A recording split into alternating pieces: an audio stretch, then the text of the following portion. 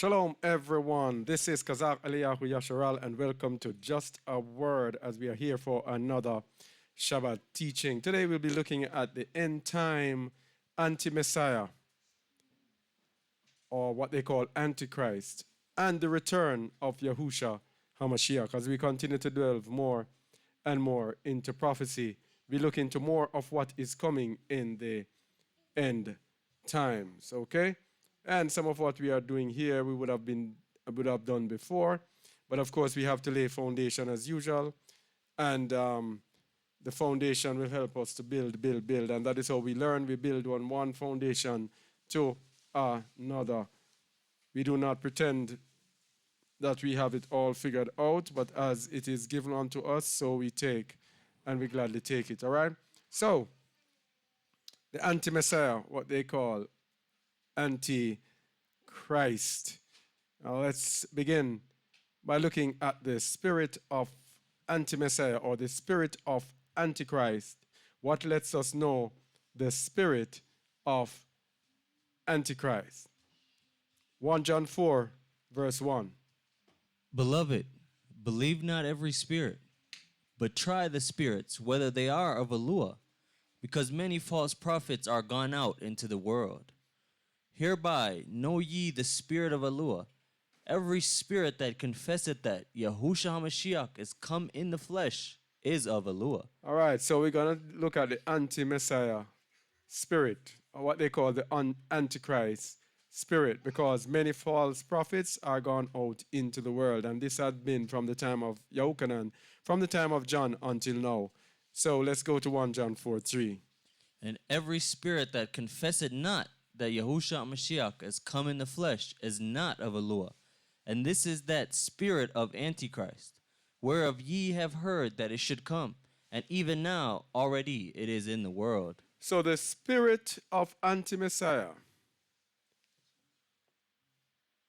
is one that does not claim that Yahusha came in the flesh. And let me explain something as to what that means. You must accept that HaMashiach came in the flesh and lived as a man. Even though he had the spirit of his father in him, he came as a man. If you claim otherwise, it says that you have the spirit of Antichrist, all right? So we have to differentiate the Father from the Son. Father is the Father, the Son is the Son, but the Son has the Spirit of the Father living in him. Just as how we are the sons of the Most High, and he has given us the gift of his Ruach HaKadosh, or his Holy Spirit, to dwell in us. So we also can become his sons, just as his son also had the Spirit of the Father in him. And the meaning of flesh here is from the Greek word sarx. And if you look at the meaning, you will see that it is speaking everything to do with the flesh. So you have to believe that he came as a man. And sarx there comes from the base of G4563, flesh as stripped of the skin, that is strictly the meat of an animal, as food, or by extension the body, as opposed to the soul or spirit.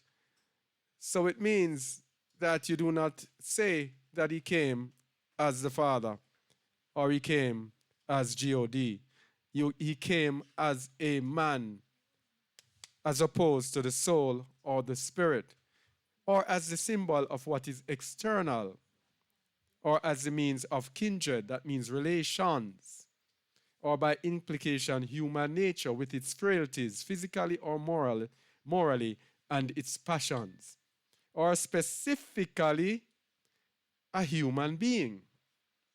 He came as a human being, not as a God. A human being as such, carnally minded, fleshly.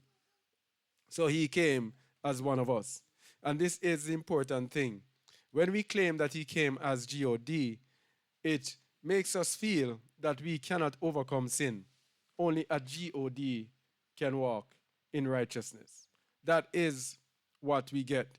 But when we understand that he came as a man, with the spirit of his father in him, then we know that when we have the spirit of his father in us, then we too can walk as he walked.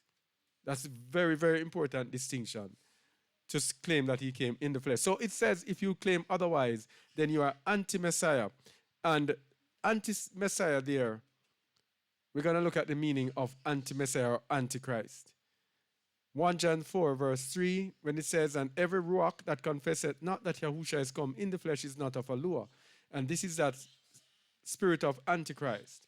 So the word antichrist or anti-Messiah comes from the Greek word G500, 500, antichristos, and from G47, 473 and G55, 47, an opponent of the Messiah.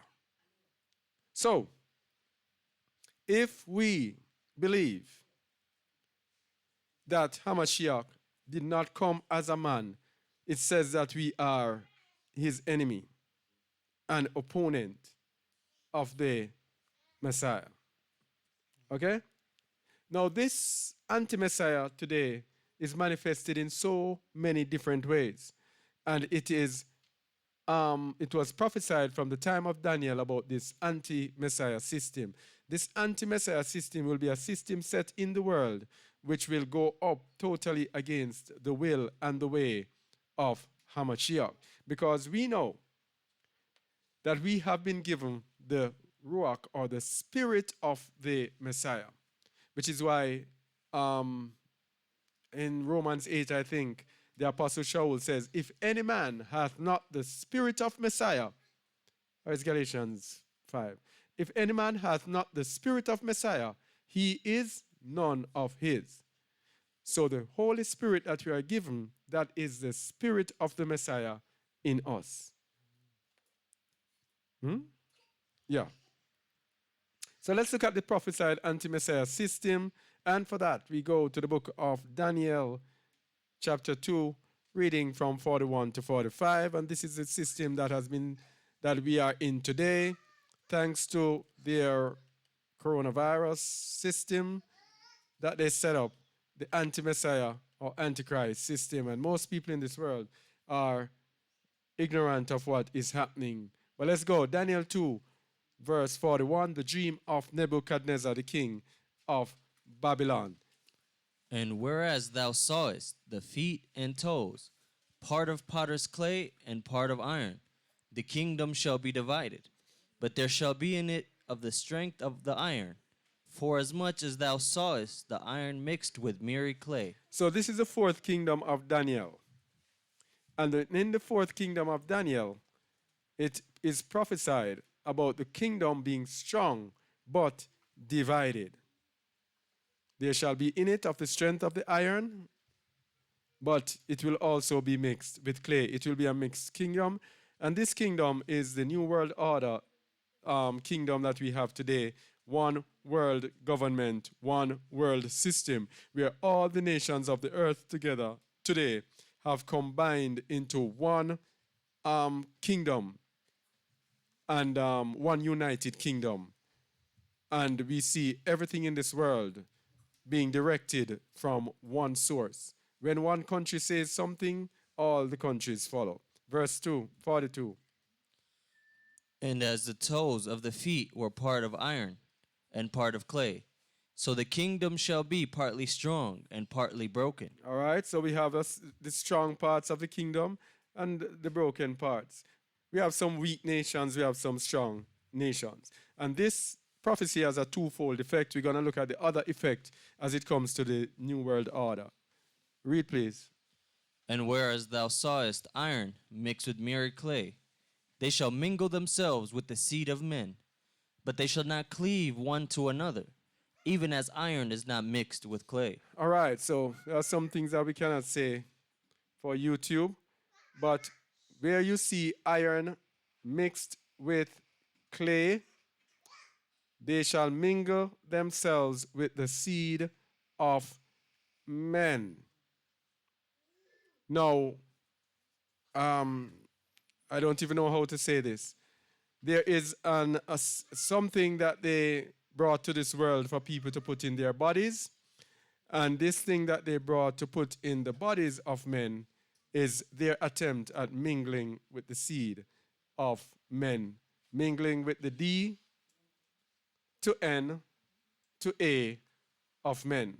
That is mingling with the seed, because the D to the N to the A is the heart and core of man. But it says, they shall not cleave one to another, even as iron is not mixed with clay.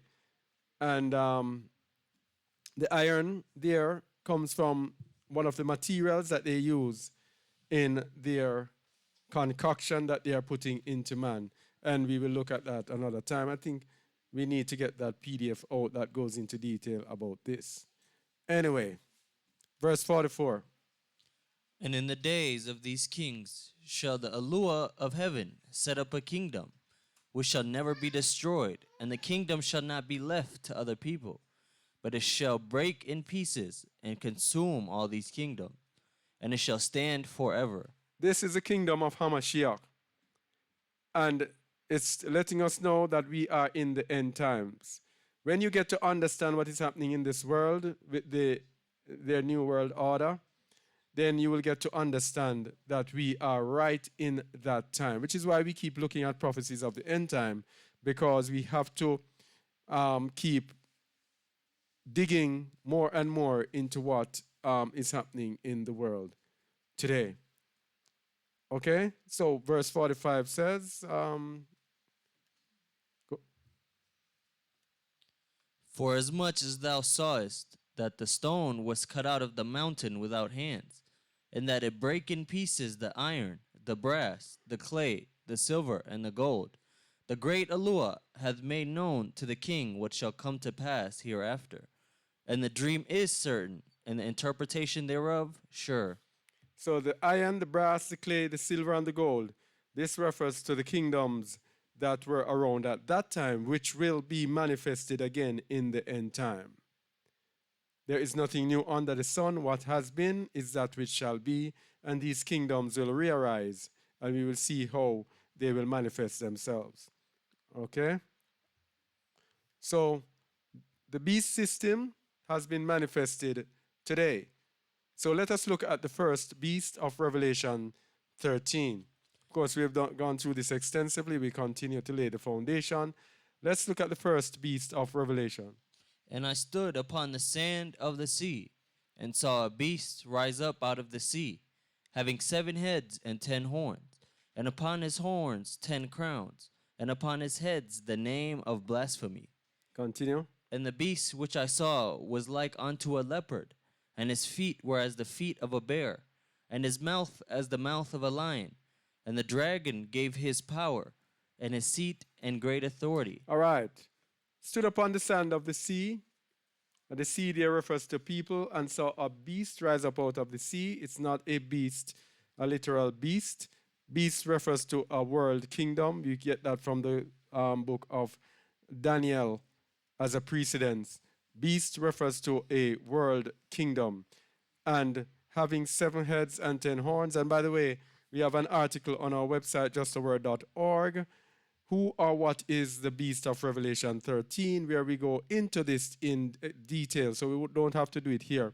We go into it into detail as to who or what is the beast of Revelation 13, where we looked in detail at the first and second beasts with much scriptural and worldly natural proof.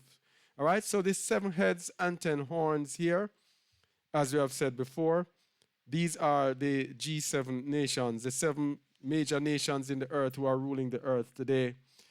United States, England, Canada, France, Italy, Germany, Japan. And who is the other one? Germany. Did I say Germany? Yeah. The 7 major nations in the G7 bloc. These are the 7 heads. And 10 horns there are 10 powers, and upon his horns 10 crowns. And we're going to see later, it tells you that the horns, the 10 horns, they will receive power at the very end. They have not yet divided up the world into their 10 districts, which will be the 10 horns of power. And this will happen in the future. And upon his heads the names of blasphemy. And verse 2 says, and the beast which I saw was like unto a leopard. And this leopard here was went back to the kingdoms of before, which were the leopard was, the lion was Babylon, the leopard was Greece, and I think the bear was Medo-Persia. The similitude of these nations will re-rise again in the end time. And it says, and the dragon gave him his power and his seat and great authority. The dragon there is Satan, which has given these nations their power and their seat and great authority. And today, the G7 holds sway over everything that has to do with the earth. They decide everything. They meet every year in their G7 summit, and they decide how the world will go. Satan has given them authority. And these G7 nations, of course, are the nations who lead the world in everything. When the disease came out, they were the ones leading, and they produce the thing that people put in their bodies, and they are the ones who are encouraging people to put them in their bodies. And Revelation 13 verse 3 says, And I saw one of his hands as it were wounded to death. one of his heads. One of his heads as it were wounded to death. And his deadly wound was healed. And all the world wondered after the beast. All right, this head that was wounded, I believe to be Italy or Rome, who is one of the G7 nations. Now, the wounded to death was that the Romans had a vast empire that covered much of Europe, from Western Europe way down to West Central Asia, to over North Africa. And their kingdom was brought down eventually. They first split, and after the split, they weakened, and then the empire was no more. Then they set up what was called the Holy Roman Empire that lasted for about 1,000 years until it was gone. And it seemed as if Rome was done. But the deadly wound is healed, and today we have Rome in the G7, and we have Rome in the second beast, which is the Catholic-led religion of Christianity. Go to verse 4, please. And they worshipped the dragon, which gave power unto the beast. And they worshipped the beast, saying, Who is like unto the beast? Who is able to make war with him? They worship the dragon. The dragon is who? Satan. So, most of the world worships Satan, some knowingly, some unknowingly. All right? Satan is worshipped through deception, and deception through his religions, his many religions that are upon the earth. Because the truth of the scripture is not about a religion, it's about a nation. And the nations conspire against this single nation and set up religions as alternatives to the nation. So, the whole world is worshiping the beast. And they worship the beast, saying, Who is like unto the beast, who is able to make war with him? Now, the languages of the book of Revelation is very, very challenging. Sometimes it refers to the beast as the system, and then sometimes it refers to the beast as the leader who will be leading the system. And so, who is like unto the beast, who is able to make war with him, is referring to the beast itself, which is the NATO, the North Atlantic Treaty Organization, that is led by the G7 nations. So the 7 heads of the beast, the G7 nations, and the body of the beast is not NATO, a grouping of 30 nations in the world that are said, it is said, they are the most powerful war machine in the history of the world. No nation can defeat NATO. So this is the significance of who is like the beast, like unto the beast, who is able to make war with him. Whatever the beast is, it has to be a war machine that is so powerful it cannot be challenged. That is NATO, North Atlantic Treaty Organization. And let us continue. After just laying the foundation for that, now we see Satan manifesting himself through the beast, but Satan is going to eventually manifest himself in the form of a man in the end time. And this is the key to the end times now. When we see Satan manifesting in the form of a man, and this manifestation will be the man that is leading the new world order that they have set up. This world kingdom that they are setting up, when you see someone step out and is the leader of that, that is what you will call your antichrist or your anti-messiah, what they call anti-messiah. But he's actually the leader who is actually led by Hasatan. Now, when Yahusha HaMashiach, when our Messiah fell, he fell because Satan entered into a man. He entered into, what's his name? Judas, yes.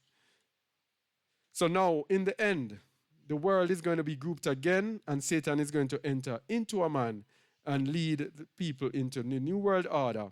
But this time, HaMashiach is not going to fall. HaMashiach is going to return and defeat this man and the system that is there. This is what the end time is all about.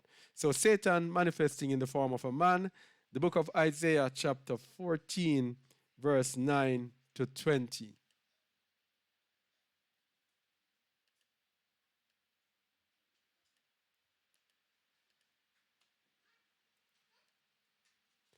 All right, go ahead, please.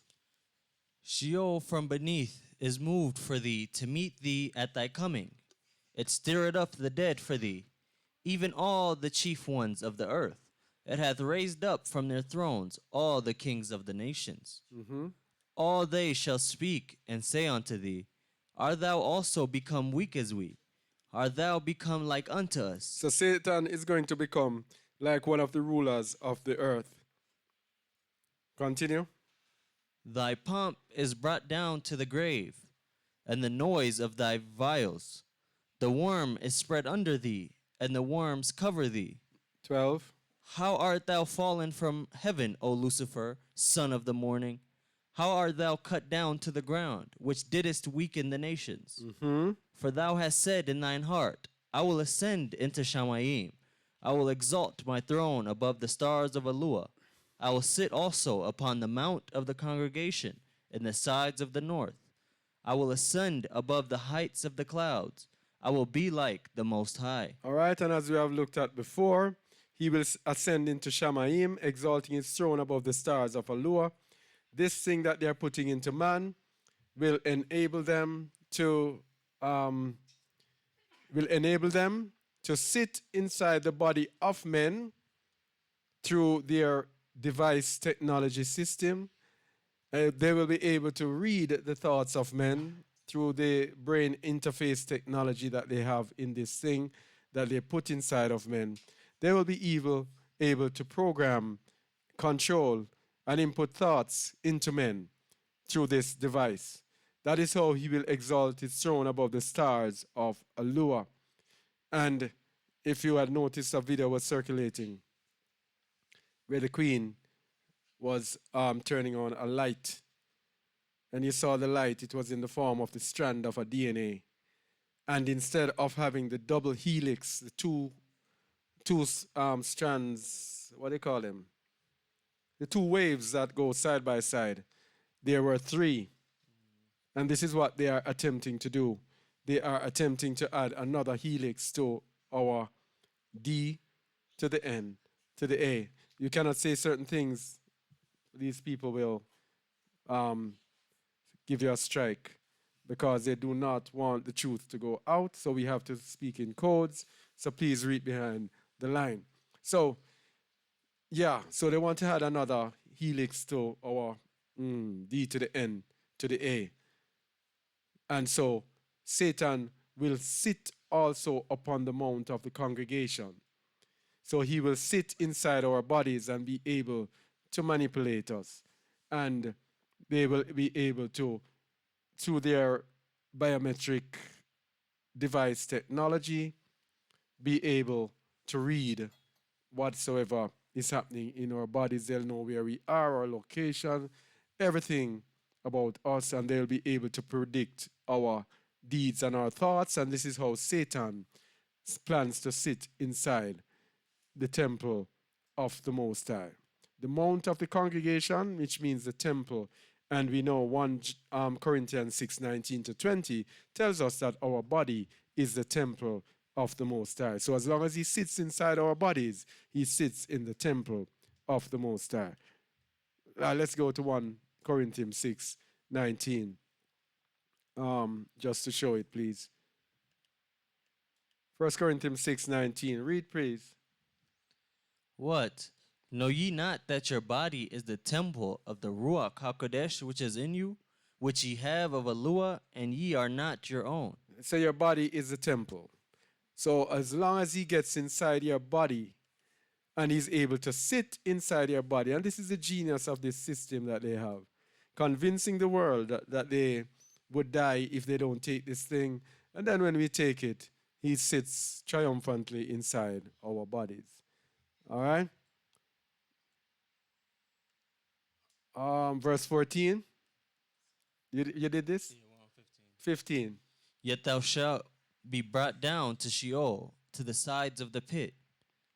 So even though he has his grand plans, the Most High is telling him that he will be brought down to Sheol. 16.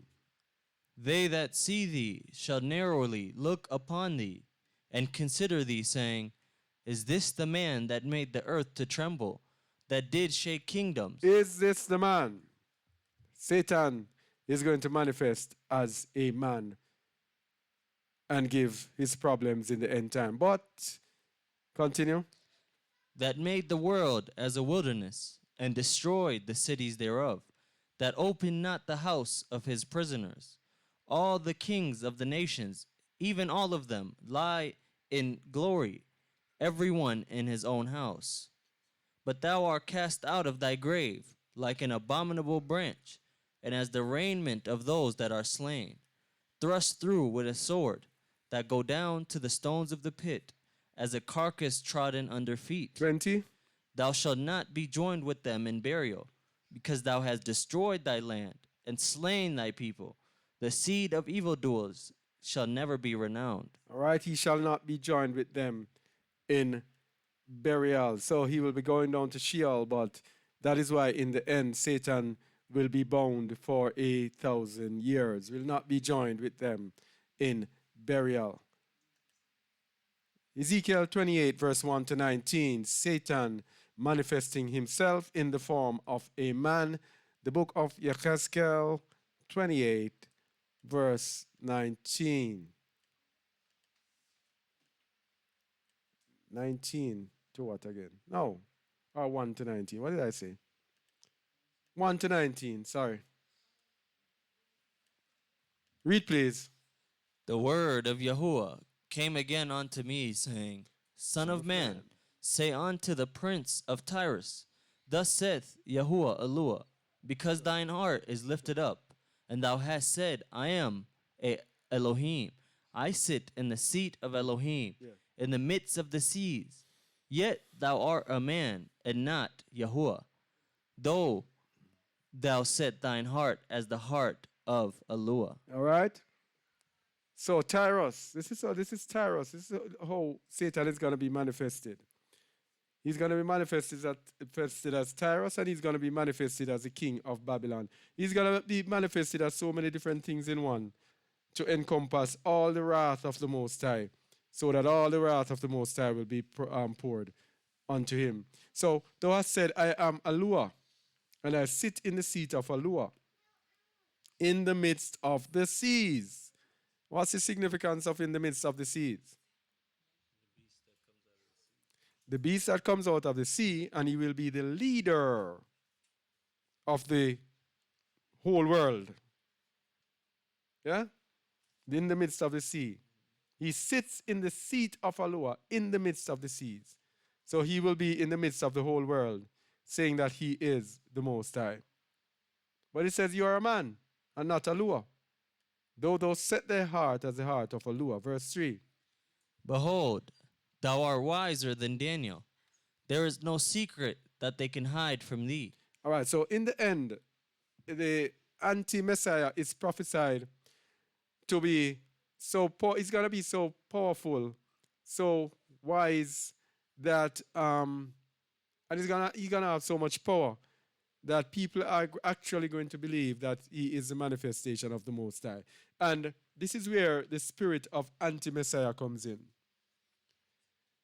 If you don't believe that HaMashiach came as a man, you are going to look for a man as the Most High. Right? So when you see the man come, you're not going to look on the man as the Messiah, you're going to look on the man as the Most High. Here's the danger. Now, when this anti-Messiah person, when Satan possesses this person and starts to do all his miracles and everything, if you have the mind of the anti-Messiah, that here, this is God, a man, and he is God, then you are going to fall for the miracles and the signs and wonders of this from this man. That is the importance of the spirit of anti-Messiah. Continue. With thy wisdom and with thine understanding, thou hast gotten thee riches, and hast gotten gold and silver into thy treasures. But by thy great wisdom and by thy traffic hast thou increased thy riches, and thine heart is lifted up because of thy riches. Boy, this seems to be speaking about someone who many people believe is the end time anti-Messiah. With thy wisdom and with thine understanding, thou hast gotten thee riches, and hast gotten gold and silver into thy treasures. By thy great wisdom and by thy traffic hast thou increased thy riches, and thy heart is lifted up because. Whoa. So, what is that by thy traffic? Traffic, let's go to traffic. Traffic means commerce, it would mean trading off the bat. Well, let me see exactly what it means. Where is it? By thy traffic, there riches refers to trade, merchandise, as I said, trading. Yeah. So by his trading, he has gotten riches. Verse 6. Therefore, thus saith Yahuwah Eluah, because thou hast set thine heart as the heart of Eluah. Behold, therefore I will bring strangers upon thee, the terrible of the nations, and they shall draw their swords against the beauty of thy wisdom, and they shall defile thy brightness. All right, so this is Tyrus in the end. This figure will be the leader of Babylon, which is the leader of the New World Order. And remember, it is prophesied that Babylon will be destroyed by the Medes and by the Elamites and by a conglomerate of nations, confederate of nations from the north. So this is what it's talking about here. Verse 8. They shall bring thee down to the pit, and thou shalt die the deaths of them that are slain in the midst of the seas. Mm-hmm. Wilt thou yet say before him that slayeth thee, I am Eluah, but thou shalt be a man, and know Elohim, in the hand of him that slayeth thee. All right. Continue. Thou shalt die the deaths of the uncircumcised by the hand of strangers, for I have spoken it, said Yahuwah Eluah. Verse 11. Moreover, the word of Yahuwah came unto me, saying, Son of man, take up a lamentation upon the king of Tyrus, and say unto him, Thus saith Yahuwah Eluah, Thou sealest up the sum, full of wisdom and perfect in beauty. All right, now he's going to be describing Satan. So this king of Tyrus is going to have the spirit of Satan in him, just as HaMashiach had the spirit of the Father in him. Verse 13. Thou hast been in Eden, the garden of Eluah. Every precious stone was thy covering, the sardius, topaz, and the diamond, the beryl, the onyx, and the jasper, the sapphire, the emerald, and the carbuncle, and gold. The workmanship of thy tabrets and of thy pipes was prepared in thee in the day that thou wast created. Mm-hmm. Thou art the anointed cherub that covereth, and I have set thee so. Thou wast upon the holy mountain of Alua. Thou hast walked up and down in the midst of stones of fire. Thou wast perfect in thy ways from the day that thou wast created, till the iniquity was found in thee. Till iniquity was Till found in. iniquity was found in thee. By the multitude of thy merchandise, thou hast filled the midst of thee with violence, and thou hast sinned. Therefore I will cast thee as profane out of the mountain of Alua, and I will destroy thee, O covering cherub, from the midst of the stones of fire. Thine heart was lifted up because of thy beauty. Thou hast corrupted thy wisdom by reason of thy brightness. I will cast thee to the ground. I will lay thee before kings, that they may behold thee. All right, Satan, Satan, Satan. Continue. Thou hast defiled thy sanctuaries by the multitude of thy iniquities, by the iniquity of thy traffic. Therefore will I bring forth a fire from the midst of thee. It shall devour thee, and I'll bring thee to ashes upon the earth, in the sight of all them that behold thee. All right, so here's a thing that we tell you about Satan and Babylon's system. Babylon is a system of commerce and worship. Worship of Satan and commerce and empowerment of the kingdoms of the earth through commerce. All right? By the iniquity of thy traffic, by all the deceptions of merchandising in this world. And there is no secret as to why one nation of people, the children of Edom, succeed so much in trading in this world. The world is dominated by the children of Edom, who, of course, are Satan's tools, major tools in this earth to put out his wickedness because of their success in traffic, in trade. Verse 19. All they that know thee among the people shall be astonished at thee. Thou shalt be a terror, and never shalt thou be any more. All right, so we see here evidence, just giving the evidence of Satan being manifested as a man in the end time. And he will manifest himself as the anti-Messiah King. Now, we are going to be looking now at the book called The Ascension. Are we on? At a book called The Ascension of Isaiah. The Ascension of Isaiah. There are many books that they have left out of the Bible because the Bible is their tool of control. Not that there is anything wrong with the Bible. We are not saying anything is wrong with it. We are saying that they restricted it so that they can control the flow of knowledge, because the other books give so much depth of understanding that if you keep yourself away from them, then you will be in ignorance. And so, because they want to control our knowledge within our religion, they have rejected all of these books, and all of these are proper manuscripts from the same times of those manuscripts, and manuscripts that have been found in and have been found to conform with Scripture. They have kept them out. But now here's another one that we are going to be looking at, and that is the Ascension of Isaiah. This speaks about Isaiah. Is it Isaiah 6? Is it? When he spoke about when he saw, let me see, let me go there. When he was taken up, because we have to show where this ascension is coming from. So, yeah, Isaiah 6 verse 1, read please. In the year that King Uzziah died, I saw also Yahuwah sitting upon a throne, high and lifted up, and his train filled the temple. All right, just want to give an introduction. This is what the ascension of Isaiah is. It is a more detailed description than Isaiah 6 as to what happened to Isaiah when he was brought up to the Most High. So let's go to the ascension of Isaiah, chapter 4, verse 1. And now, Hezekiah and Josaph, my son, these are the days of the completion of the world. So he was telling us what will happen in the end of the world. This is the part of it that we're looking at. What will be happening in our time. So let's get what he is saying. And we're going to see how much it matches up with the Bible, but then it gives us more insights into end times as to what to expect around this time and after this. After it is consummated, Beliar the great ruler, the king of this world, will descend, who hath ruled it since it came into being. Yea, he will descend from his firmament in the likeness of a man, a lawless king, the slayer of his mother, who himself, even this king. All right? Beliar. Who is Beliar? Hasatan. So when we say to, when we say to people that Satan rules this earth, people say, no, he does not rule this earth.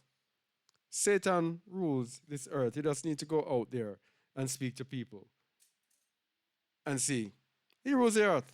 Because what does Job 9:24 say? We must know that by heart. Somebody tell me, please, Job 9:24. If you don't know it by heart. Yes, y'all. Wagwan.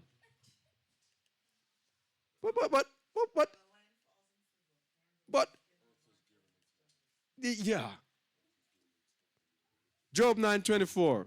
Read, please. The earth is given into the hand of the wicked. He covereth the faces of the judges thereof. If not, where and who is he? If not, where and who is he? The Most High has given the earth into the hand of Satan to have his way. He, Satan, is the ruler of this earth.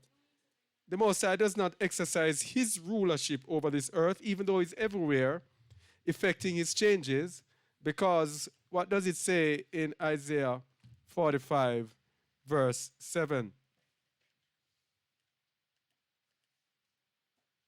Read, please. I form the light and create darkness. I make shalom and create evil. I, Yahuwah, do all these things. I make the light, form the light and create darkness. I make peace and create evil. So he creates the evil, as it says in Proverbs 16, is it 4? He creates the evil to do his will. Proverbs 16:4. Read, please. Yahuwah hath made all these things for himself. All things. All things for himself. Yeah, even the wicked for the day of evil. Even the wicked for the day of evil. So Satan was there, was created for the day of evil. Because evil is needed to make good. If there is not evil, how can good show up itself? So evil is necessary to perfect the people of the Most High. The people of the Most High have to see evil and be touched by evil in order to reject evil and overcome evil so that they can be the children of the Most High. So evil is necessary. So Hasatan has been given this world, and then the Most High has given us his word, he has given us his son, and he has given us Ruach HaKadosh, or the Holy Spirit. He gave us 3 tools. So he brought us in this world in sin and gave us these tools and said, let me see if you're going to overcome this wicked world. And he gave Satan and said, Satan, this is your world. Make this world evil for them. If you notice the conversations between the Most High and Satan in the Bible, they are casual conversations, as when friends are talking. So when he says Satan, and Satan's going up, Satan says, he says to Satan, where are you going? He says, I'm going to and fro in the world. There is no animosity, no anger, or anything. And even when the sons of Alua come together, Satan is right there standing with them. And the Most High is speaking with them. And Satan, what's going on? Yeah? Satan has been given the authority over the world so that we can overcome him. That's basically it. All right? It's like a 100-meter hurdles race. If you don't have the hurdles, it is not a race. If you don't jump over all the hurdles and clear them and be the first to do so, then you cannot win the 100-meter hurdles race. So Satan is a hurdle that has been given to us for us to overcome. So Beliar, the anti-Messiah king, the great ruler, the king of this world, will descend, who hath ruled it since it came into being. What a powerful thing to say. Yeah? Man. Yea, he will descend from his firmament in the likeness of a man. a lawless king, the slayer of his mother, who himself even this king. So this is what we need to look out for. And to get the matching verses in the Bible, we go to Revelation 13, verse 5. And there was given unto him a mouth speaking great things and blasphemies, and power was given unto him to continue 42 months. So this man will continue 42 months, this anti-Messiah ruling their new world order. So this thing that they're setting up on this world, they are going to succeed. And they are going to be feeling pretty good that they have us well locked, good and proper, and that the world is now going to be theirs forever and ever. Verse 6. And he opened his mouth in blasphemy against Elohim, to blaspheme his name and his tabernacle, and them that dwell in Shamayim. All right. So this is the great ruler who is going to come. And then after that, in the ascension of Isaiah, it prophesies and tells us that the saints will be persecuted. This is why the Most High tells us to flee out of the midst of Babylon. You notice the Most High is all-powerful, but he makes it appear that he is helpless against Hasatan, if you notice. So instead of saying, all right, stay in their midst, they cannot touch you, I'm going to protect you in their midst. He said, no, he says flee, run. But it's when you flee, that takes amunah or faith to flee. That is when he protects you, when you show your amunah. Because he says you are righteous through faith. So you are not righteous before him if you sit in the midst of them, continue to enjoy life in Babylon, continue to enjoy Satan's system, depending on the Most High, to just come and snatch you out when Satan gets really bad. No, he says, move first, and then I will protect you. So, persecution of the saints. Ascension of Isaiah 4, verse 3. Will persecute the plant which the 12 apostles of the beloved have planted. Of the 12, one will be delivered into his hands. All right, so this one here is referring to Judas back at that time, but he will persecute the plant which the 12 apostles had planted. And that plant is the plant of true believers. The 12 apostles refer to the patriarchs, Peter, James, John, all of those people. So he will persecute those of us who believe in HaMashiach. Revelation 13:7 confirms this. And it was given unto him to make war with the saints, and to overcome them. And power was given him over all kindreds and tongues and nations. I didn't realize that that was cut off. Sorry about that. So it was given unto him to make war with the saints. Imagine the Most High has his saints, and he has given up his people to be powerless against Satan. Imagine that. He says, it was given unto him to make war with the saints and to overcome them. And power was given him over all kindreds and tongues and nations. So that is why the Most High tells us to flee out of Babylon. Because there are a set apart people that he says will be accounted worthy to escape that which is come upon the earth. And it seems as if I'm always trying to escape this verse, but it keeps coming up. What verse is that? To escape what is coming upon the earth. No. What verse is that? Read, please. Luke 21:34-36. And take heed to yourselves, lest at any time your hearts be overcharged with surfeiting and drunkenness and cares of this life, and so that day come upon you unawares. For as a snare shall it come on all them that dwell on the face of the whole earth.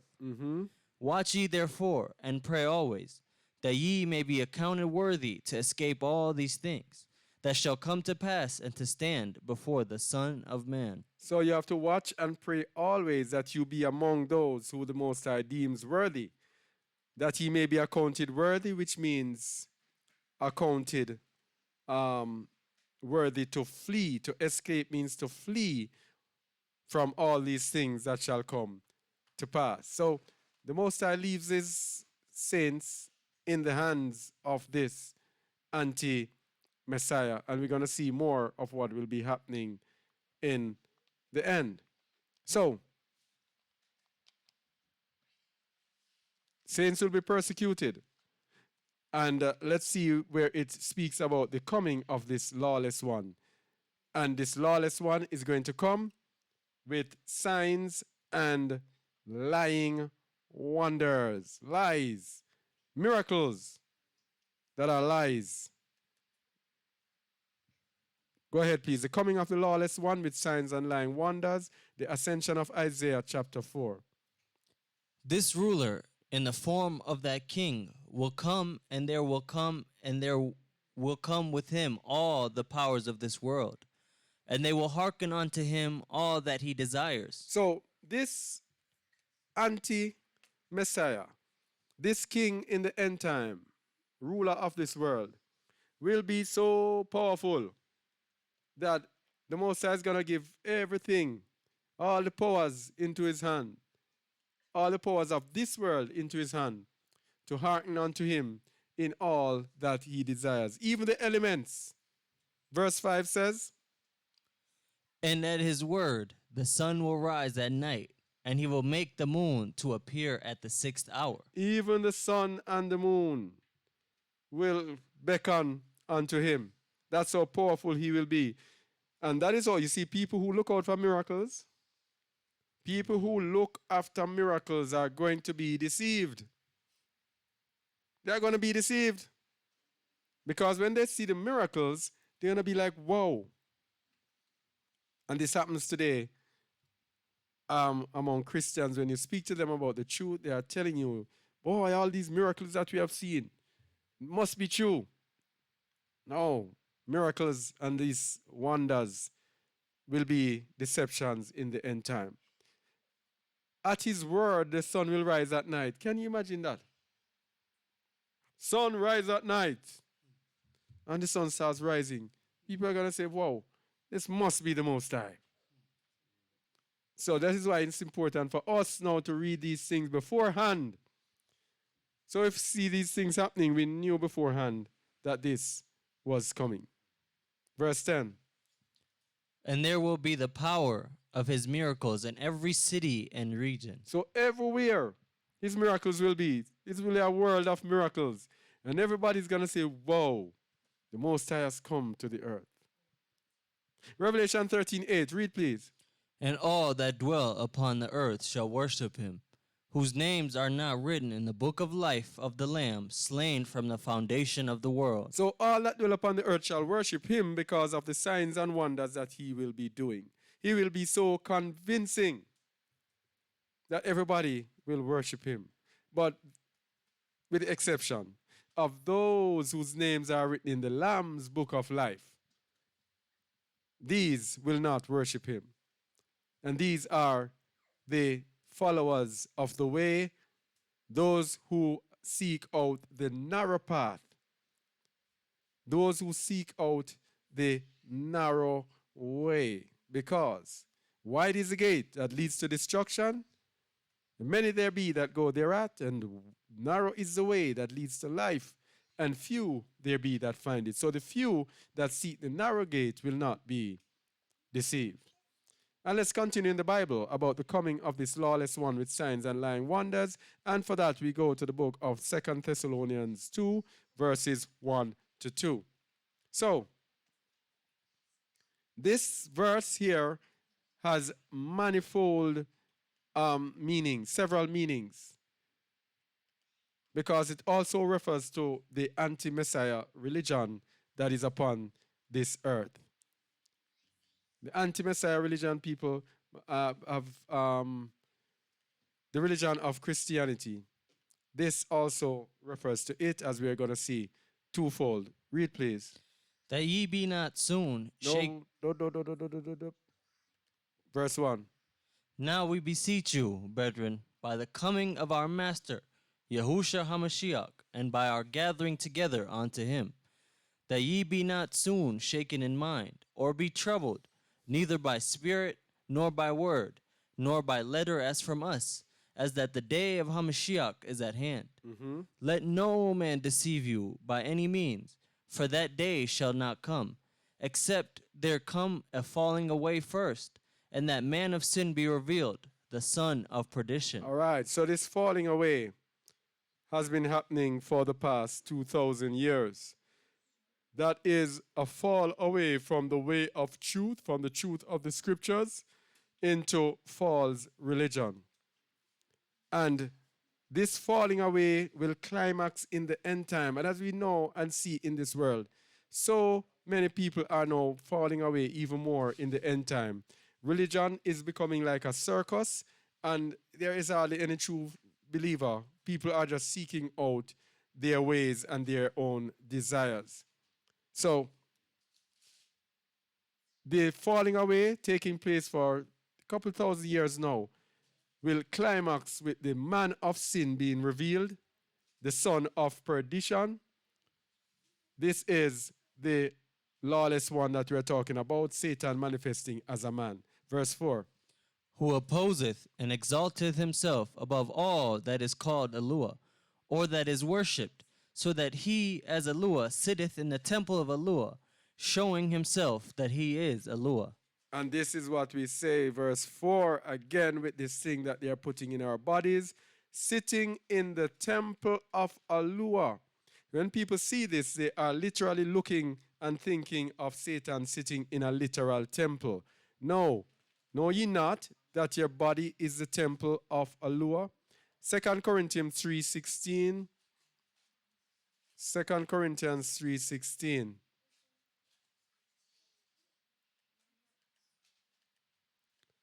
Sitting in the temple of Eluah in the end time. No. 1 Corinthians 3:16. Where I get second from? 3:16. Go ahead. Know ye not that ye are the temple of Eluah, and that the spirit of Eluah dwelleth in you? So if Satan sits in the temple of Eluah in the end time, where does he sit? Inside of us. Ah. So let's go. So that's why it says, if any man defile the temple of Eluah, him shall Eluah destroy, for the temple is kadosh, is holy, which temple you are. So Satan knows that the Most High says, if we defile his temple, he will destroy us. And what does Satan do? Satan says, okay, I am going to defile you. This is how I'm going to bring you down. I'm going to make you believe that you have to take this thing and it will defile you. Okay? So, 2 Thessalonians 4, verse 5 now. Remember ye not that when I was yet with you, I told you these things? And now ye know what withholdeth that he might be revealed in his time. For the mystery of iniquity doth already work. Only he who now letteth will let, until he be taken out of the way. He was saying that the mystery of iniquity was already taking place in those times. But the Most High has let or allowed Satan to do his thing until it is time to take him out of the way. And this is what we were speaking about earlier, that Satan has been given charge over this world to do a job. And when he has done the job, the Most High has done a step in and says, okay, that's it. It's like you send someone to, as an emissary, to broker a deal for you as a businessman. And then when that person has started the deal, brokered the deal, then you step in and you sign the deal and you come in and take over. It's like that. Satan is there to do what he has to do. The Most High just takes him out of the way. All right, you have done your job. You're going to get locked up. And then you are going to be banished in the lake of fire. All right. Verse 8. And then shall that wicked be revealed, whom Yahuwah shall consume with the spirit of his mouth, and shall destroy with the brightness of his coming. All right, whom the master shall consume with the spirit of his mouth, and shall destroy with the brightness of his coming. So that wicked will be revealed, will be Satan in the form of a man. Verse 9. Even him whose coming is after the working of Satan with all power and signs and lying wonders. So we see the lying wonders in the anti-Messiah, the spirit of Satan working in the man, just as in 2 Corinthians 5:19, the similitude to this, 2 Corinthians 5:19, verse 18. And all things are of Elohim, who hath reconciled us to himself by Yahusha HaMashiach, and hath given to us the ministry of reconciliation. So the Most High reconciled unto us through Yahusha, and verse 19 tells us how he reconciles us unto him. Verse 19. To wit, that Elohim was in HaMashiach, reconciling the world unto himself, not imputing their trespasses unto them, and hath committed unto us the word of reconciliation. So the Most High was in Hamashiach, reconciling the world unto himself. Satan is going to come into this end time king to destroy the Most High's work of reconciliation, to try to get the whole world to be destroyed, and to try to get the saints of the Most High to worship him and to follow him and to be corrupted by him and by his devices. So it is, Satan always does everything the opposite. All right? Even him whose coming is after the working of Satan with all power and signs and lying wonders. Verse 10. And with all deceivableness of unrighteousness in them that perish, because they receive not the love of the truth, that they might be saved. So what lets us overcome this end time deception of Satan is that we love the truth. That's what's going to let us overcome the truth. Because if we are going to go by our eyes, we are going to be deceived by all power and signs and lying wonders. And we will be deceived by unrighteousness, which will let us believe that the unrighteousness is righteous. Yes? They perished because they received not the love of the truth, that they might be saved. Here at Just a Word, we speak some hard truths, but we know that is the truth that saves. So we speak the truth. He who hath an ear to hear, let him hear. Verse 11. And for this cause, Elohim shall send them strong delusion, that they should believe a lie. You see? If you do not receive the love of the truth, that you might be saved, the Most High, will send you a deception, a strong deception, so that you should believe a lie. Verse 12. That they all might be damned, who believed not the truth, but had pleasure in unrighteousness. You see? If you love unrighteousness and reject the truth, Psalm 119, 142 tells you that the law is the truth. If you reject the truth, then you will be made to believe a lie, so that you will be damned. So that is the purpose of the lawless one. He is going to come with all signs and lying wonders to deceive us into worshiping him, into following him, and so that we will be brought down into a lie, so that we will be rejected by the Most High and made to believe a lie, so that we be damned. So, if anything you get from this, love the truth. Love the truth no matter how much the truth hurts. All right? So, this lawless one now will be given a mouth speaking great blasphemies. Ascension of Isaiah 4, verse 6. And all that he hath desired, he will do in the world. He will do and speak like the beloved, and he will say, I am Elohim, and before me there has been none. All right? So, see, these warnings, we have to get these things. That's why teachings like these are good, because in the end time, you have to expect this. He is going to be so powerful. He's going to command the elements. He's going to tell the sun to rise and the moon to come up. What a power. He's even going to come and claim that he is the Most High. So, those people who love miracles and are convinced and have the anti-Messiah spirit, looking for a man as the Most High, then they are going to be deceived. Verse 7. And all the people in the world will believe in him, and they will sacrifice to him, and they will serve him, saying, This is Eluah, and besides him there is no other. You see? You see the deception?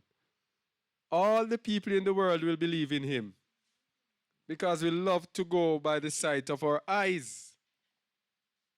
We love to go by the sight of our eyes. Verse 6 of Revelation 13 matches it. And he opened his mouth in blasphemy against Eluah, to blaspheme his name and his tabernacle and them that dwell in Shamayim. So you see, it is consistent. We're just showing the matching verses to show that this, in the ascension of Isaiah, is straight scripture. It is matching perfectly with the prophecies of Revelation. And also in Revelation 14:12-14, it says this again. We read it before. How art thou fallen from Shamayim, O Lucifer, son of the morning? How art thou cut down to the ground, which didst weaken the nations? It's the same thing. He will blaspheme and try to exalt his throne above the stars of Eluah. Very consistent. So almost the whole world will worship him. Read verse 7 and then go to through verse 9-13, please. And all the people in the world will believe in him, and they will sacrifice to him, and they will serve him, saying, This is Eluah, and besides him there is no other. And they greater number of those who shall have been associated together in order to receive the beloved, he will turn aside after him. You see this? The greater number of those who have come together in order to receive Yahusha HaMashiach, he will turn them aside after him. You see? So it says the beloved. But if you have the anti-Messiah spirit, because here is, boy, I am telling you. You see that thing called the rapture? That is what's going to fool people. Because the rapture, they are looking for this man to come and lift them up. They are going to look. And it is said that they have a project, what do they call it? Project Blue Beam, where they can, they use, is it laser technology? Where they can project images in the air. Because I've seen videos with them projecting like images of a dragon in the air. And it looks real, real, real. They're going to project the image in the air. And when people see that image, they are going to say, yes, HaMashiach has come. Then, when they say HaMashiach has come now, then they see this person coming and start doing these miracles. They're going to say, yes, this is him. This is HaMashiach.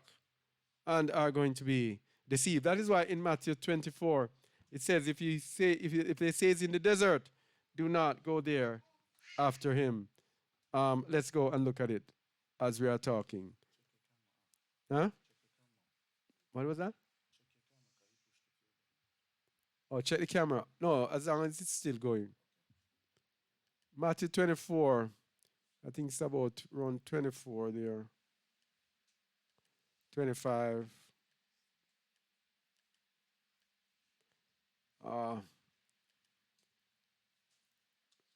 Yeah.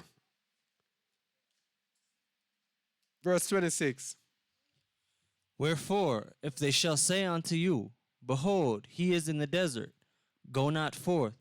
Behold, he is in the secret chambers, believe it not. That is set there for a purpose. That is set there for a purpose. Because they are going to convince people that this lawless one is Hamashiach and that he is God. So those people who have the anti-Messiah spirit who are looking for God to manifest as a man will be deceived if they do not follow what Hamashiach says in 27 going on down. For as the lightning cometh out of the east, and shineth even unto the west, so shall also the coming of the Son of Man be. All right. So there's a reason we keep looking into the end times and what is to come, in that we have to be aware of the truth of what the scripture says will happen, or else we will be deceived. You see, many people today have been deceived by the false teachings of Christianity. Even with the mark of the beast. I remember when the mark of the beast came, those of us who are followers of the way, a few of us, were there frantically trying to get people to understand, this is the mark of the beast. You know what they said? This cannot be the mark of the beast. The mark of the beast will come after we are raptured. I was like, oh. Huh? So this rapture deception, we're going to look at the rapture deception. This rapture deception, that one deception has made so many Christians take the mark of the beast. Because they have been fooled into thinking who the beast, not knowing who the beast is, fooled into thinking what the mark of the beast is, what a mark is, what so many things have been fooled because of the control of the religion of Christianity. Very, very sad. Very sad. So where were we? Yeah. Yeah. Blasphemy is almost the whole world shall worship him. We did that? Huh? Yeah. No, we didn't finish this. We were at 13. 13. And many believers and saints, having seen him for whom they were hoping, who was crucified, Yahusha the Master HaMashiach. After that I, Isaiah, had seen him who was crucified and ascended, and those also who were believers in him. Of these few in those days will be left as his servants, while they flee from desert to desert, awaiting the coming of the beloved. You see? Wow. You see? Isaiah says, few in those days will be left as his servants. Few, only a few. And most people will be deceived.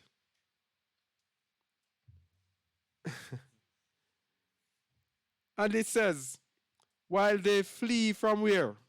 Desert to desert. From desert to desert. The Most High is going to set apart his people in this world and take them once again. Let's see where this desert to desert will be. Let's go back for the sake of those who might not. Ezekiel 20, verse 33.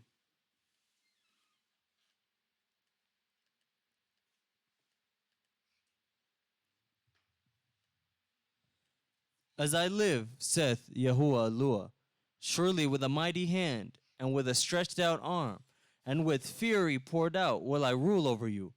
And I will bring you out from the people, and will gather you out of the countries wherein ye are scattered, with a mighty hand and with a stretched out arm.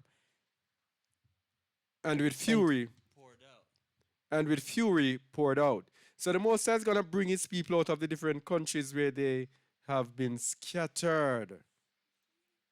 And he is going to bring them in the desert places, protecting them until HaMashiach returns. Okay? Verse 35. And I will bring you into the wilderness of the people, and there will I plead with you face to face, like as I pleaded with your fathers in the wilderness of the land of Mitzrayim. So will I plead with you, said Yahuwah Eluah. This is called the second Exodus. Just as when, because you know things in the Bible repeat themselves. So in the end time, he's going to have a second Exodus. Just as he took his children out of Egypt, he is once again going to take them out. But this time, he's going to gather them from the different countries where they are scattered. And he is going to bring them beyond the rivers of Ethiopia, his suppliants. He's going to bring them there. And he's going to bring his people once again through the desert, protecting them from this anti-Messiah system that is upon this earth and that is given to us in Revelation 12. Just doing some revision here so we kind of bolster what we are saying so it does not seem isolated. Revelation 12, this is now Satan, the dragon, as a man. Verse 13. And when the dragon saw that he was cast onto the earth, He persecuted the woman which brought forth the man child. He persecuted the children of Yasharal, which brought forth the man child, which is Yahusha HaMashiach. And verse 14. And to the woman were given 2 wings of a great eagle, that she might fly into the wilderness, into her place, where she is nourished for a time and times and half a time from the face of the serpent. So this anti-Messiah, when the serpent hits out in the end time, the Most High is going to take his people and nourish them for a time and times and half a time. We're going to look at the significance of this later in the wilderness. He's going to take his people apart and says, okay, you come. I'm going to protect you. And his people are going to move from place to place. And Isaiah 18 tells you where his people, where he is going to do his thing. Isaiah 18 verse 1.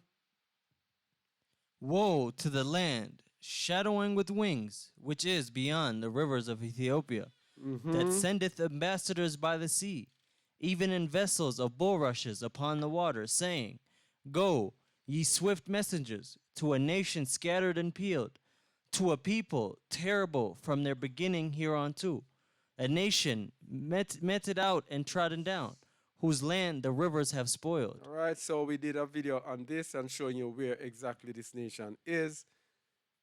Nation in the south. That is the clue. Beyond the rivers of Ethiopia.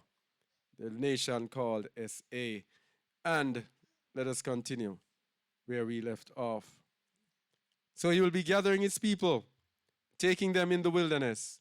And that is where we are right here. Where is it? Verse 13. There shall be few in those days, while they flee from desert to desert, awaiting the coming of the beloved. And the matching part for that is in Revelation 13:8 and Revelation 17:8. Go, please. And all that dwell upon the earth shall worship him, whose names are not written in the book of life of the Lamb, slain from the foundation of the world. See? All shall worship him. And it says, and many believers and saints, having seen him, for whom they were hoping, was impaled. And those also who were believers in him, of these few in those days, will be left as his servants. Revelation 17:8 is also a matching verse. The beast that thou sawest was and is not, and shall ascend out of the bottomless pit, and go into perdition. And they that dwell on the earth shall wonder, whose names were not written in the book of life from the foundation of the world, when they behold the beast that was and is not, and yet is. So many people in the world are worshiping this beast system. That is why people are so happy today to go back in the world. Even believers, when you tell them, the Most High says, flee out of the midst of Babylon because abomination of desolation has been released. They don't want to hear that. They want to partake, continuing their ambitions in Babylon. All right? Now, we have to lay a foundation again, another foundation. Satan controls the world through kingdoms and worship. How much time has gone? 1 hour, 17 minutes. Okay, good. Satan controls the world through kingdoms and worship. Another foundational teaching that you have to know this. If you know this, simple foundation, then things will appear very easy to understand about the end time and about how the beast system and how Satan works. Matthew 4, verses 8 to 10. Satan works through the kingdoms of this world. He controls the world through the kingdoms of this world and through worship. Read, please.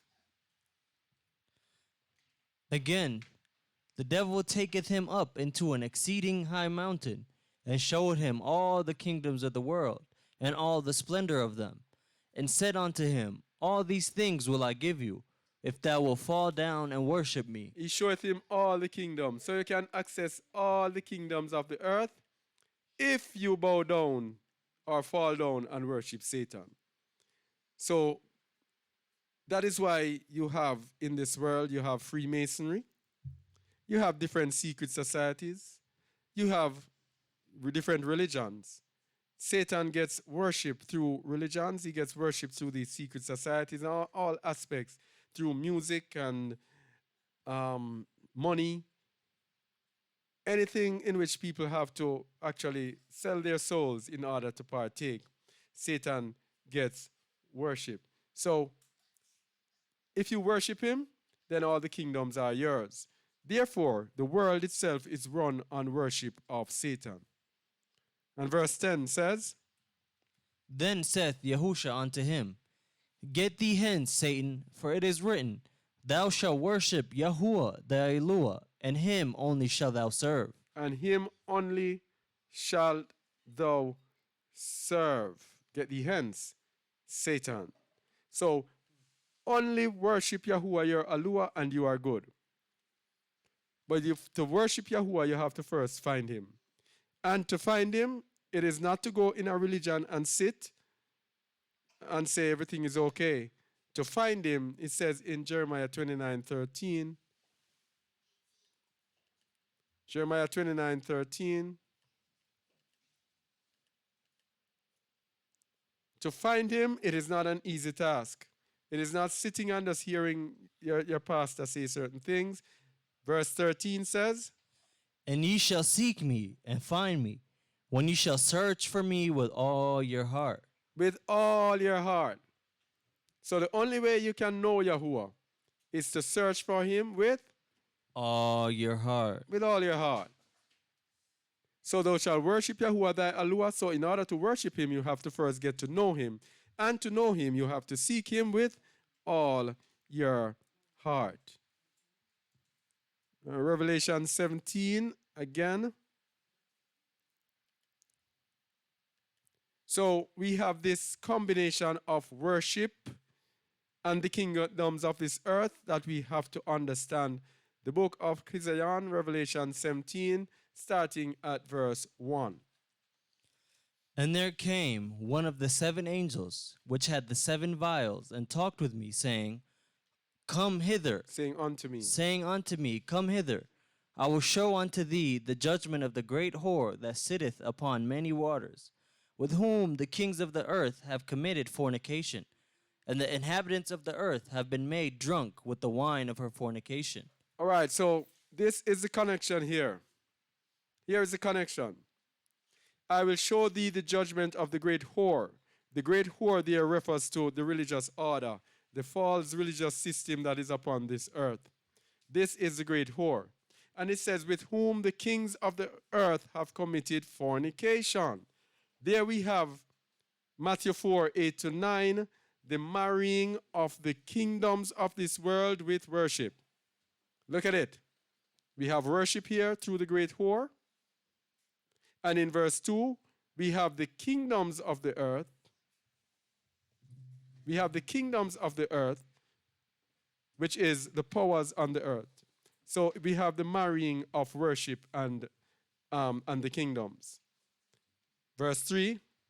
So he carried me away in the spirit into the wilderness, and I saw a woman sit upon a scarlet-colored beast, full of names of blasphemy, having 7 heads and 10 horns. Ah, there we go again. This is a beast of Revelation 13, 7 heads and 10 horns. Now, we no longer show images in our Sabbath. If we were to show you images in the Sabbath, it would be more vivid so you understand the beast of Revelation 13 and the beast that it is saying here. It says, a woman sits upon a scarlet-colored beast. Now, the color scarlet is a very powerful color in the scripture. Red, scarlet. If you look at the color of the 7 heads of the beast, the G7 nations, all of their flags are scarlet colored. And for this precedence, we go to Psalm 74, verse 4. This is a principle of the scripture that we also have to understand, a foundation to understand the end time. We have to understand flags. Very important that we understand flags. Flags are not there by chance. The nations don't fly their flags by chance. And let's see why they fly their flags. Psalm 74, verse 4. Read, please. Thine enemies roar in the midst of thy congregations. They set up their ensigns for signs. They set up their ensigns for signs. But what is an ensign? Go to the word ensign. The meaning of the word ensign is from the Hebrew word oth, probably from age 22, 25, in the sense of appearing a signal, literally or figuratively as a flag, beacon, monument, omen, prodigy, evidence, mark, miracle, sign, token. The flag is a token, the flag is a sign, the flag is a signal, the flag is evidence that the nations give as to who they actually are and who or what they represent. If we were to look at this time at the, for example, the South Africa flag, we can show the signs that are in there. Can show the spiritual signs and we can show the signs that are coming from man. Because man reads colors in a different way from the Most High. So the flags there are for ensigns. And the scarlet colored beast, the book of Zechariah chapter 1. We have to speak about the color for a while to show, so we know and understand the end times and know and understand the nations of this earth. Zechariah 1.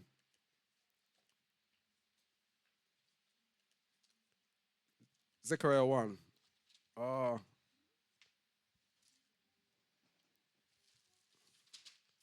Zechariah 1 verse 7. Read please. Upon the 25th day of the 11th month. Did you see it in the back? Read again. upon the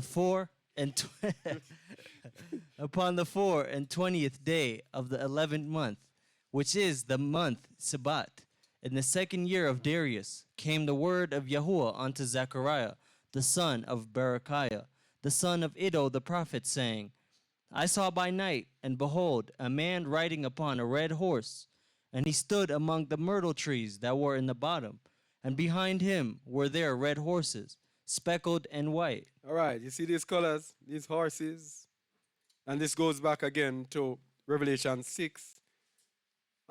Matches up with Revelation 6 again, where are the seals. A man riding upon a red horse.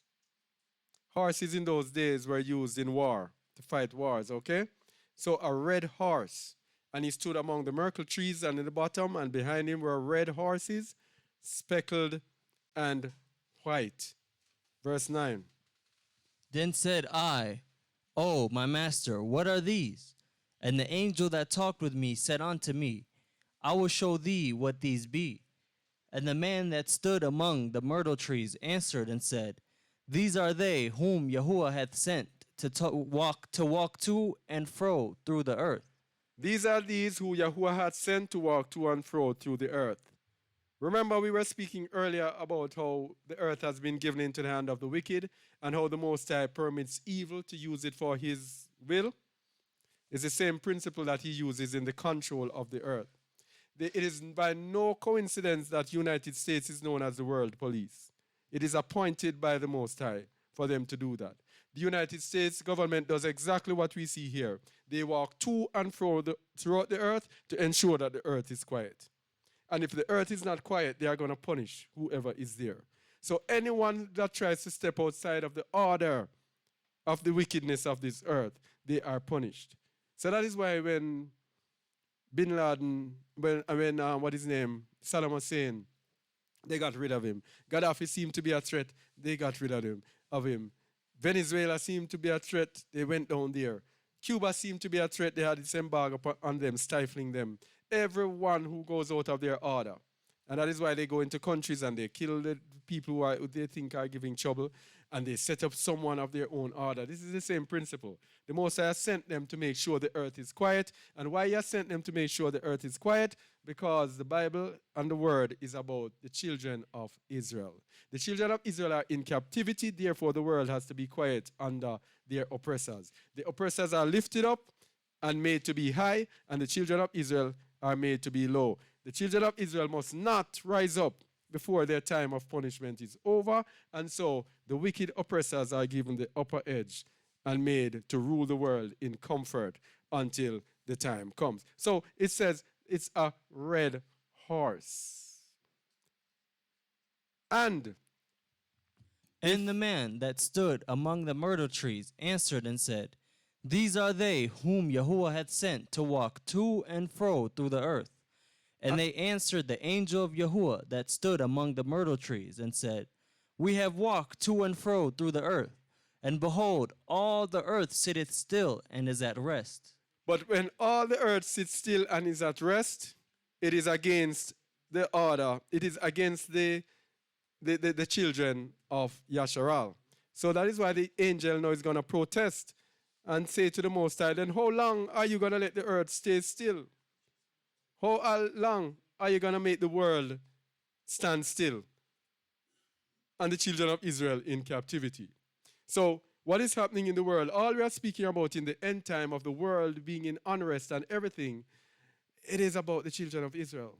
Because when our people are released, when our people are to be freed from our oppression, the whole world has to be turned upside down. That's just about it. So hear the angel in verse 12. Then the angel of Yahuwah answered and said, O Yahuwah Zebaoth, how long wilt thou not have mercy on Jerusalem and on the cities of Yehuda, against which thou hast had indignation these 70 years? All right, so this was in the time of Babylon, but as we know, the Bible repeats itself. That's why it's a Bible, and that's why it is timeless. All right, so it says, how long will you not have mercy on Jerusalem and the cities of Judah? Because as long as the earth stands still, then it is no mercy for Jerusalem. Jerusalem will stay trodden down, and Judah will stay in oppression. Verse 13. And Yahuwah answered, and the angel that talked with me with good words and with comfortable words. So the angel that communed with me said unto me, Cry thou, saying, Thus saith Yahuwah Zebaoth, I am jealous for Jerusalem, and for Zion with a great jealousy. All right, you'll have to call the names that are here. Okay. All right? So I am jealous for Jerusalem and for Zion with a great jealousy. Verse 15. And I am very sore displeased with the heathen that are at ease, for I was but a little displeased, and they helped forward the affliction. So the heathen that are at ease are those who are sent to make the world quiet. And this is like the United States of America. That's why so many people find it hard to leave the United States. Yes, they are at ease in the U.S. because they have the upper hand. And of course, the rest of the top nations, Edomite nations in the world, they have the upper hand in everything. And so they are comfortable in all things going through. But the Most High is saying, I'm very displeased at them. Why? Because they have overdone what they have been given to do, and they have trodden down his people above that which they were supposed to do. All right, so let's get back to where we were. Revelation 17. So that then speaking about the flags. So let's get back to Revelation 17 and get the understanding now of these red flag nations in the world who give the most trouble. All of the nations that give trouble in the world are the red flag nations. They show their ensigns for a sign. And almost all the Edomite nations in the world carry a red flag. All right. Verse 3. So he carried me away in the spirit into the wilderness, and I saw a woman sit upon a scarlet-colored beast, full of names of blasphemy, having 7 heads and 10 horns. So as we said before, Satan rules and controls through a religion and through the kingdoms of this earth. So the woman here is the religion that sits upon a scarlet-colored beast. The scarlet-colored beast, the red-colored beast, is the red-flagged NATO, led by the 7th head of the beast. And if you go and check all the nations of NATO, all but about 1 or 2, you have one thing in common. That is the religion that actually leads that nation. And that religion, of course, is Christianity. The woman that sits upon the scarlet-colored beast. As I said before, some people might not be used to these teachings and it might be surprised, but the truth is the truth, and it is what it is. We were given a religion, a false religion, in our captivity and in our oppression, and we were given the religion by our oppressors in order to keep us quiet. All right? That is why it says in Zechariah, the scarlet color, the red horse went about the world and says everything is quiet. The religion that they gave us was given to us to keep us quiet so that they could conquer us and they could oppress us quite comfortably, and we just sit back and take it. All right? Verse 4. And the woman was arrayed in purple and scarlet color, and decked with gold and precious stones and pearls, having a golden cup in her hand, full of abominations and filthiness of her fornication. The woman here, again, the religious order, was arrayed in purple and scarlet color. So, this is the religion of Catholicism. Purple is worn by the bishops, and scarlet worn by the cardinals of Catholicism, and decked with gold and precious stones. And we know how they worship. They know their Vatican is decked with gold and precious stones and pearls, and they partake in their worship with this golden cup in their hand. It takes no rocket scientist to know that this is speaking about the religion of Christianity led by Catholicism. And some people say that it's only the Catholics, but verse 5 tells us. Read, please. And upon her forehead was a name written, Mystery Babylon the Great, the mother of harlots and abominations of the earth. The mother of harlots there tells us that she has children. And we know the history of the religion of Christianity, how Catholics were the first, and then they broke up into the Protestant religion. I think initially it was through Martin Luther, and then it broke up into different denominations. But the Catholics are the mothers of Christianity. Let me go. I think on our website we have a similarity between what Christianity got from, if I can find it, different things that Christianity got from, and I think I should remember to put the link to this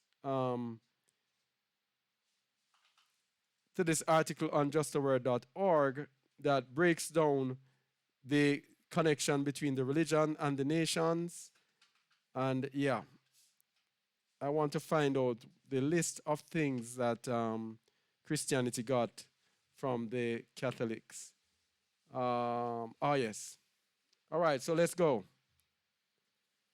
Let's look at some of the things that Christianity itself got from Catholics. Let some people say that they are not the daughters of the Catholics. All right, so the name Jesus Christ, that was given to us by the Catholics. It's not the original name of our Messiah. The name the Lord, got that from the Catholics. That is not the name of the Father.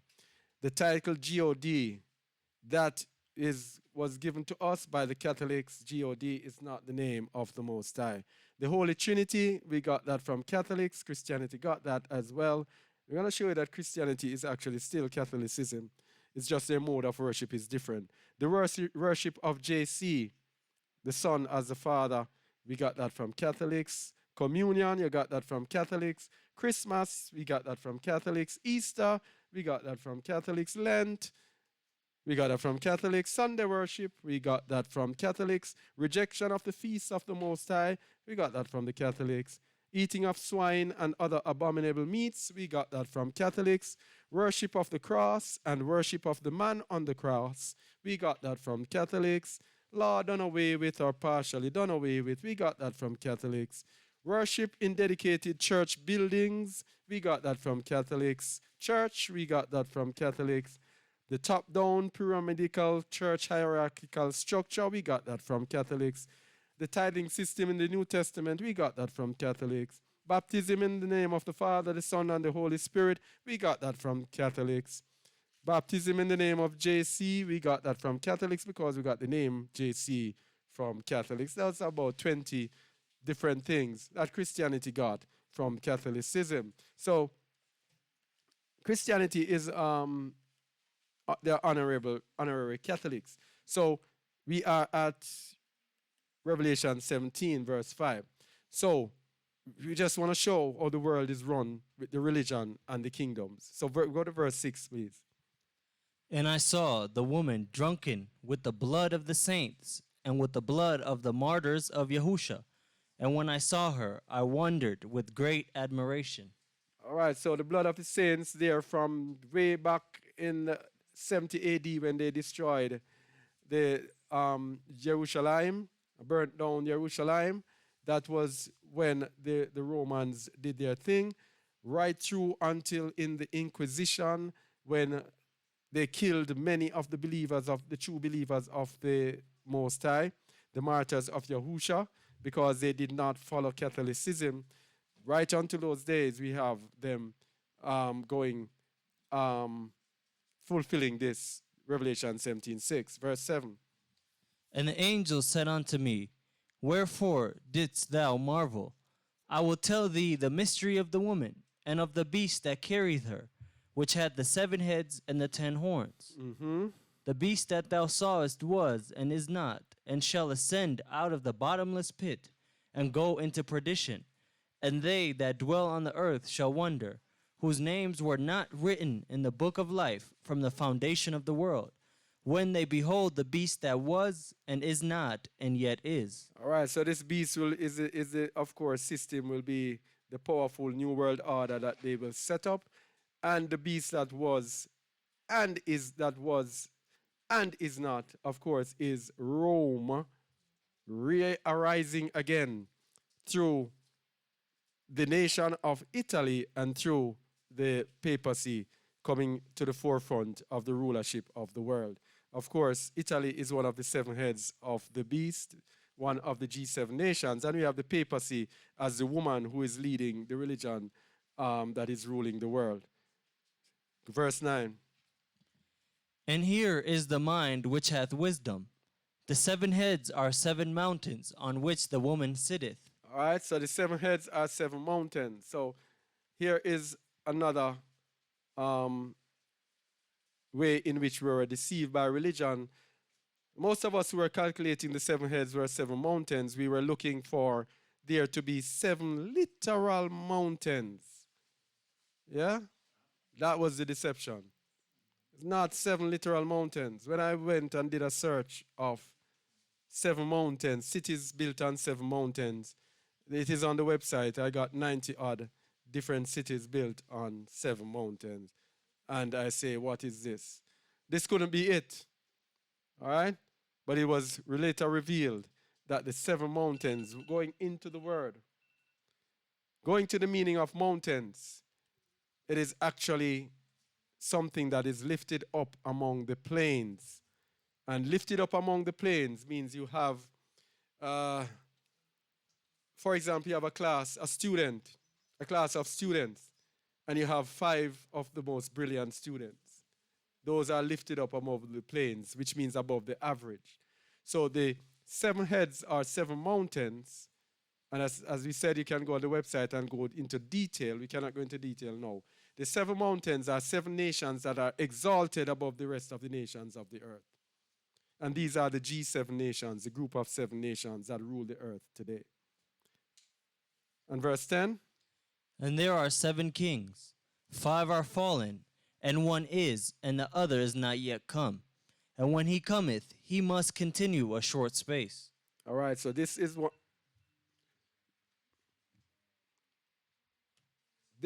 of them that has not yet fully, this is one of them that has not fully come. It will come in time, of course, as the building blocks keep fitting into place. Go to verse 11. And the beast that was, and is not, even he is the 8th, and is of the 7, and goeth into perdition. So, the beast that was and is not, this is another one of them. I believe, I understand what this is, but I don't want to come out and say it until I am fully, can fully confirm it. All right? Because as we are learning and getting understanding, it is important that we get the understanding, as we have always learned here, in building blocks, pieces fitting together one by one. The error that we have made in the past is to try to just summarize everything. And when we don't understand, we put in our own understanding. Now we learn piece by piece, and the blocks will fall into place. All right? The 10 horns. And the 10 horns which thou sawest are 10 kings, which have received no kingdom as yet, but receive power as kings 1 hour with the beast. Now they are proposing to divide the world into 10 different districts, and they will have 10 leaders in each district. This is the plan of the New World Order. So they have received no kingdom as yet, so it has not officially. This is for the end time, when they have finally come out with their system and stop hiding behind the deception and dividing the world as into the different areas. But it says, receive power as king 1 hour with the beast, which means they will only succeed for a short time before Hamashiach will come and destroy it. Verse 13. These have one mind, and shall give their power and strength unto the beast. Continue. These shall make war with the Lamb, and the Lamb shall overcome them. For he is Master of masters and King of kings, and they that are with him are called and chosen and faithful. All right, so they are going to have one mind and shall give their power and strength unto the beast. This is obvious today. This is the New World Order. All right? All the nations in the world now have one mind and giving their power and strength unto the beast. If we notice how the world is run by the G7 nations. They come out and speak and everybody follows. When this sickness that they brought onto this earth came about, they were the ones who were in the lead telling people what to do and what not to do. And everything that they say, the world follows. And every nation follows. So when they come and they speak, you hear South Africa doing this, Jamaica doing that, everybody doing the same thing. Everybody in one mind, giving their power and strength unto the beast. So these nations, it says, these shall make war with the Lamb. So when Hamashiach returns, the entire world, the world of nations, organized in their new world order, shall come and war with the Messiah. Go ahead. And he said unto me, the waters which thou sawest, where the whore sitteth, are peoples and multitudes and nations and tongues. All right. So where the whore sitteth are peoples and multitudes and nations and tongues. So the whore will be everywhere. All right? That's why their religion is everywhere throughout this earth. Verse 16. And the 10 horns which thou sawest upon the beast, these shall hate the whore, and shall make her desolate and naked, and shall eat her flesh and burn her with fire. So hear this now. They are actually in the process of setting up a new world order religion, what they call it, a new age religion. You see, Christianity has run its course. It has served its purpose. When they actually start this new world order, there will be no need for Christianity, because Christianity actually preaches things that go against what they want to happen. Christianity preaches emunah, or faith in one man. What they want is to have one religion in which everything is syncretized. The same way that Christianity came about is the same way the New World Order religion is going to come about. Christianity came about when Rome, having their vast kingdom spreading throughout Europe, Asia, and North Africa, they wanted to unite the kingdom. And so they kept council, and they called them the Council of Nicaea, Council of Laodicea. At these councils, they decided on where their religion would be headed, what their religion would be, what they would believe in, who they will worship, what would be the names of their gods. And what they did, it was a process called syncretization, where they brought in different beliefs from the different areas of their kingdom. So they brought in a little worship from here and a little from there. They brought in a little worship of Krishna from India. They brought in a little bit of Horus from Egypt. They brought in a little Serapis. They brought in a little bit of everything, Mithras, everything they combined together in one religion. That is the same thing that these people are striving to do today. The exact same thing. Their New Age religion, what does it say? Their New Age religion say, there are more than one ways to the Father. Yeah. And the Pope is now busy setting up, one of them they call Chrislam. What do they call it again? Interfaith. And they are now they have built a church in Dubai where, Chrislam is Christianity and Islam. Yeah. Church in Dubai where Muslims and Christians worship together. It is syncretization all over happening again.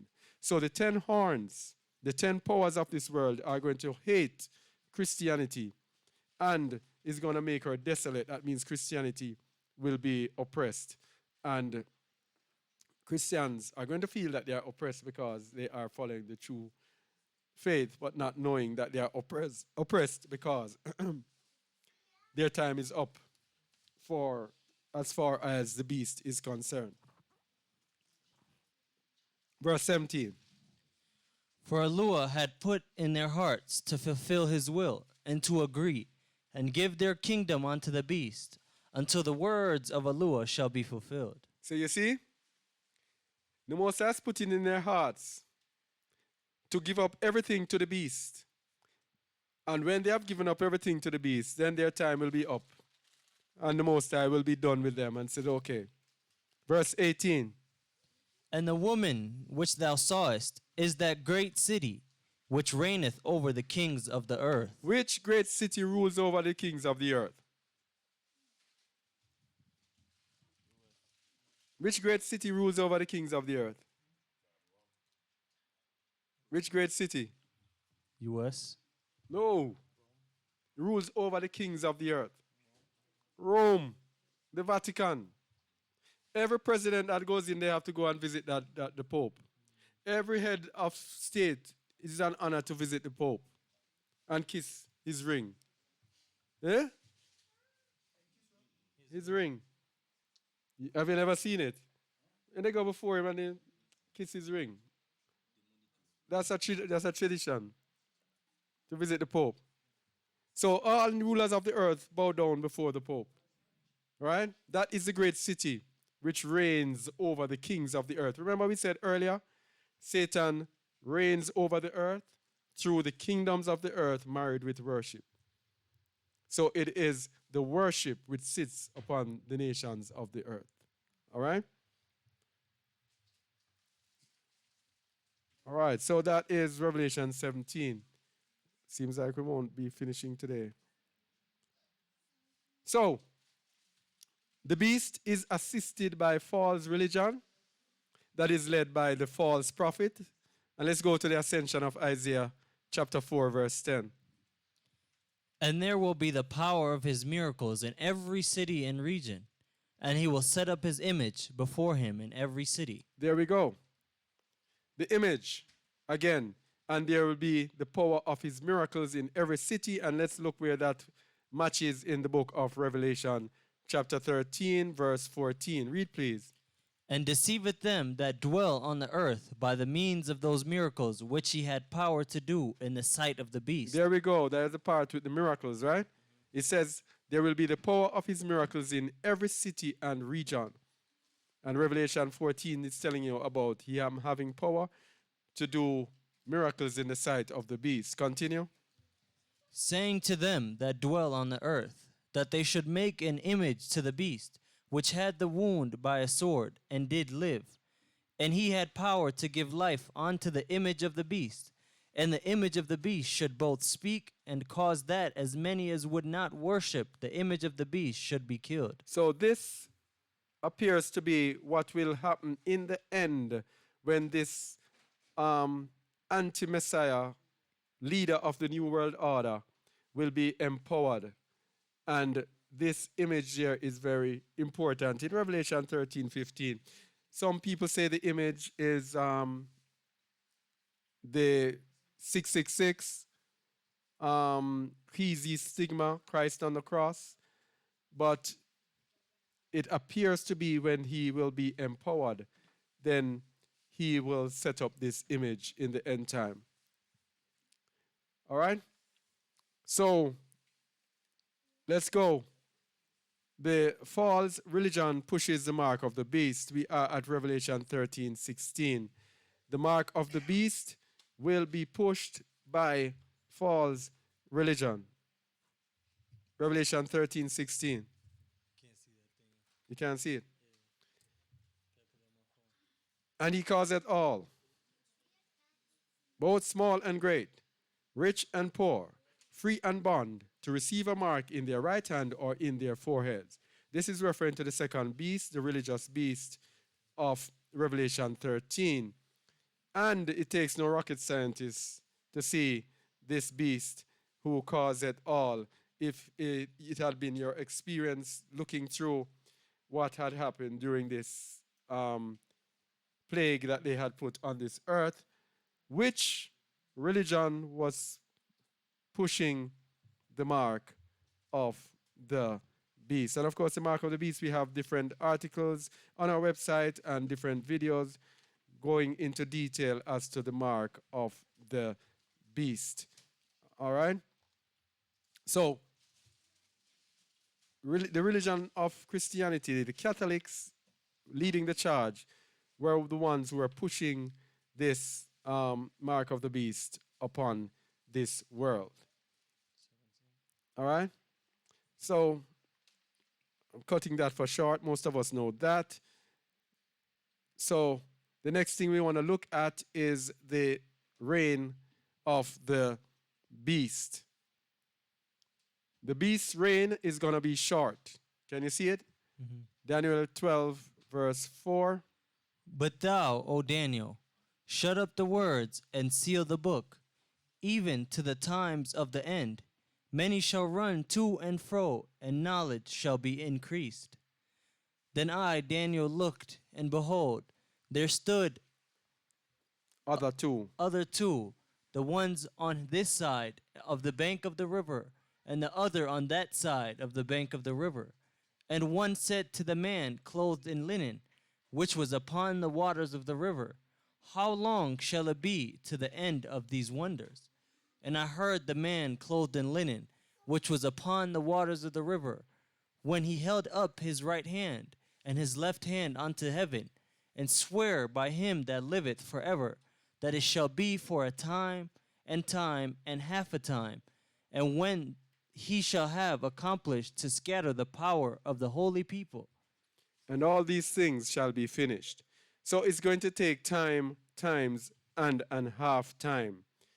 And time there is a year, times 2 years, half a time, half a year, 3.5 years it shall take. So the beast's reign, this anti-Messiah, New World Order leader, will reign for 3.5 years. And of course, this is confirmed, Revelation 12:14, when the people in the wilderness will be protected for, verse 14. And to the woman were given 2 wings of a great eagle, that she might fly into the wilderness, into her place, where she is nourished for a time, and times, and half a time, from the face of the serpent. You see? Same 3.5 years, she will be nourished. Revelation 13:5 again confirms the time. And there was given unto him a mouth speaking great things and blasphemies, and power was given unto him to continue 42 months. 42 months. 42 months is 3.5 years. But in the book of the Ascension of Isaiah, it is more complete and more accurate in its prediction of the time that the beast will reign for, this new world order, when Satan comes into this man, this leader of the new world order. Ascension of Isaiah 4, verse 14. And after 1,332 days, the Master will come with his angels and with the armies of the holy ones from the 7th heaven, with the glory of the 7th heaven, and he will drag Beliar into Gehenna and also his armies. And this, of course, matches with the Bible again, just making sure that we show people that it's perfect synchronicity with the Bible. So after 1,332 days, I think that is how much? 3 years, 7 months, I think. That is when Hamashiach will return. So the beast will reign 3 years, 6 months. Hamashiach return 3 years, 7 months, little after. And he will drag Satan into Sheol with his armies. Satan will be bound for the 1,000-year reign. That is what it is saying. All right? Okay. So here is what you want to look at now. The return of Hamashiach. So we looked at the reign of the false, what you call him, false Messiah, what they call the anti-Messiah. He will not be the false Messiah. He'll be anti-Messiah because he'll be the king that is ruling the earth. All right? We looked at the rule of the king that is on the earth. Let's look at Hamashiach's return. How he will, more specifically, how he will return. Because it's important that we get a complete understanding of this again to see what will happen, because most people do not understand this as the return of Hamashiach. Let's go. The book of Daniel 7, chapter 13 to 14. I saw in the night visions, and behold, one like the Son of Man came with the clouds of heaven, and came to the Ancient of Days, and they brought him near before him. And there was given him dominion and glory and a kingdom, that all people, nations, and languages should serve him. His dominion is an everlasting dominion, which shall not pass away, and his kingdom that which shall not be destroyed. So this is the foundation. Hamashiach is going to return after all of this foolishness that is upon the earth, and all people, nations, languages will serve him, and his dominion will last forever. So let us look at how he will return. First of all, Revelation 19:11. And I saw heaven opened, and behold, a white horse, and he that sat upon him was called Faithful and True, and in righteousness he doth judge and make war. His eyes were as flames of fire, and on his head were many crowns, and he had a name written that no man knew but he himself. And he was clothed with a vesture dipped in blood, and his name is called the Word of Elohim. And the armies which were in heaven followed him upon white horses, clothed in fine linen, white and clean. So what you want from this is that the armies which were in heaven followed him upon white horses.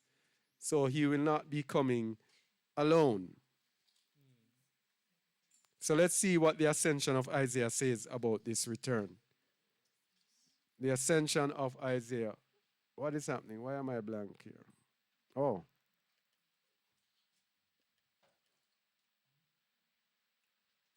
Coming up. Let me see what's happening. Anyway, go ahead. Nobody. Go ahead. And he will give rest of his holy. And he will give rest of the of the holy, whom he shall find in the body in this world, and the son will be ashamed. Notice it says the son will be ashamed. Why will the son be ashamed when Hamashiach returns? Because he's so bright. No. The S-U-N. There's so much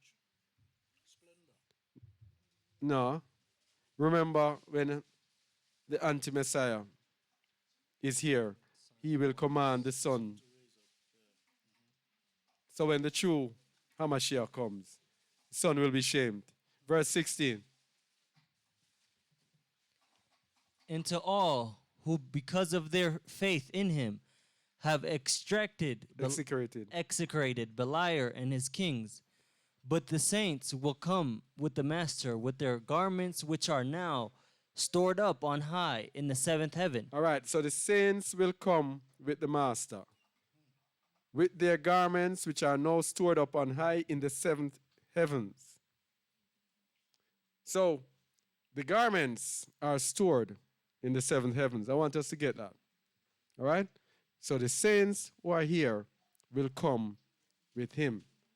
I want us to get that. Because think about the rapture. We're talking about the rapture here. We're talking about the rapture, and we're going to show you that the rapture is a fallacious doctrine.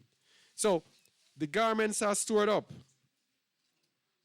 and the saints are here. The saints shall come with him. We had already established that the armies in heaven will also be coming with him. All right? Let's go. With the master they will come. With the master they will come. Stop. With the master they will come. So when HaMashiach comes, the saints will come with him. All right? Go ahead. The ascension of Isaiah. It's not, yeah.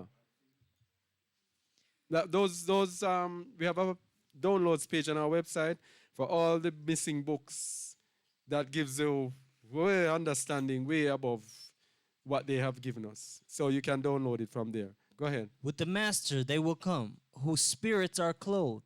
They will descend. They will do what? They will descend. They will descend. And do what? And be present in the world. And be what? Present in the world. You see the rapture? They will descend and be present. So the saints, their garments are in the heavens. They are in this earth alive. When HaMashiach returns, what's going to happen?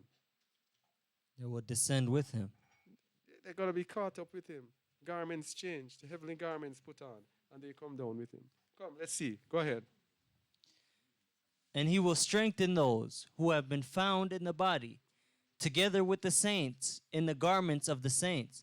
And the master will minister to those who have kept watch in this world. All right? So this 16, verse 16 is very critical. All right? So we want to understand who is coming with HaMashiach. Who is coming with HaMashiach? So we know that it is said that the dead in Messiah will rise. So we want to go to the core of that, and we want to look at the place of the dead and see what happens when we die. It's very important. We just want to get the whole picture of our hope that is in HaMashiach and of the resurrection of the dead. So we look at the place of the dead in the book of Hanok or Enoch. Where is it? Yeah, book of Enoch, chapter 22, verse 1. Read, please. From thence I proceeded to another spot, where I saw on the west a great and a lofty mountain, a strong rock, and 4 delightful places. Eternally it was deep, capacious, and very smooth as if it had been rolled over. It was both deep and dark to behold. Then Raphael, one of the holy angels who were with me, answered and said, These are the delightful places where the spirits, the souls of the dead, will be collected. For them where they are formed, and here will be collected all the souls of the Son of Men. Will be collected what? All the souls of the Son of Men. All the souls of men are collected in one place. And that place is known as, in English, as hell, in Hebrew as Sheol, in Greek as Gehenna, I think. Yeah. So hell has a place for the righteous, and it has a place for the unrighteous. This is where the dead go before HaMashiach. They rise with HaMashiach. Verse 4. These places in which they dwell shall they occupy until the day of judgment, and until their appointed period. Until the day of judgment and until their appointed period, because some will leave before some. Verse 5. Their appointed period will be long, even until the great judgment. And I saw the spirits of the Son of Men who were dead, and their voices reached to heaven while they were accusing. Continue. Then I inquired of Raphael, an angel who was with me, and said, Whose spirit is that, the voice of which reaches to heaven and accuses? He answered, saying, This is the spirit of Abel, who was slain by Cain his brother, and who will accuse that brother until his seed be destroyed from the face of the earth, until his seed perish from the seed of the human race. All right, so this is where you hear the voice under the altar crying, How long? These are people who are in Sheol, who are crying to the Most High for vengeance. Verse 9. At that time, therefore, I inquired respecting him and respecting the general judgment, saying, Why is one separated from another? He answered, 3 separations have been made between the spirits of the dead, and thus have the spirits of the righteous been separated. All right? So right down in Sheol, the righteous are separated from the unrighteous. Okay? This is why we have in, is it the book of Luke, where it speaks about the beggar Lazarus in Abraham's bosom, and the rich man asking for help, and Abraham telling him that there is a great gulf that is fixed between them, so that one cannot cross over into another, and even if he wished to help him, he could not help him. This is the place of the dead, where the righteous are separated from the sinners. And the separation is, verse 10, Namely, by a chasm, by water, and by light above it. And in the same way, likewise, are sinners separated when they die, and are buried in the earth, judgment not overtaking them in their lifetime. Here their souls are separated. Moreover, abundant is their suffering until the time of the great judgment, the castigation and the torment of those who are eternally execrate. who eternally execrate. Continue. Whose souls are punished and bound there forever. So the punishment and the torment begins even before the day of judgment. Can you imagine? You do not want to die a sinner, people. Trust me, imagine from your die, torment begins. And then lake of fire. Verse 13. And thus has it been from the beginning of the world. Thus has there existed a separation between the souls of those who utter complaints, and of those who watch for their destruction, to slaughter them in the day of sinners. A receptacle of this sort has been formed for the souls of unrighteous men and of sinners, of those who have completed crime and associated with the impious, whom they resemble. Their souls shall not be annihilated in the day of judgment, neither shall they arise from this place. Then I blessed Elua and said, Blessed be my master, the master of glory and of righteousness, who reigns over for all forever and ever. All right? So that is the place of the dead.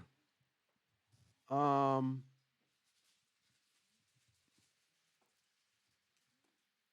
this shouldn't be here.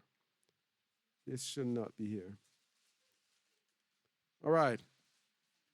So, the return of HaMashiach and the changing of bodies or the changing of garments. Remember we read in Ascension of Isaiah? I want to go back to it. Gotta go back to it, to it. Where is it again? No. Yeah.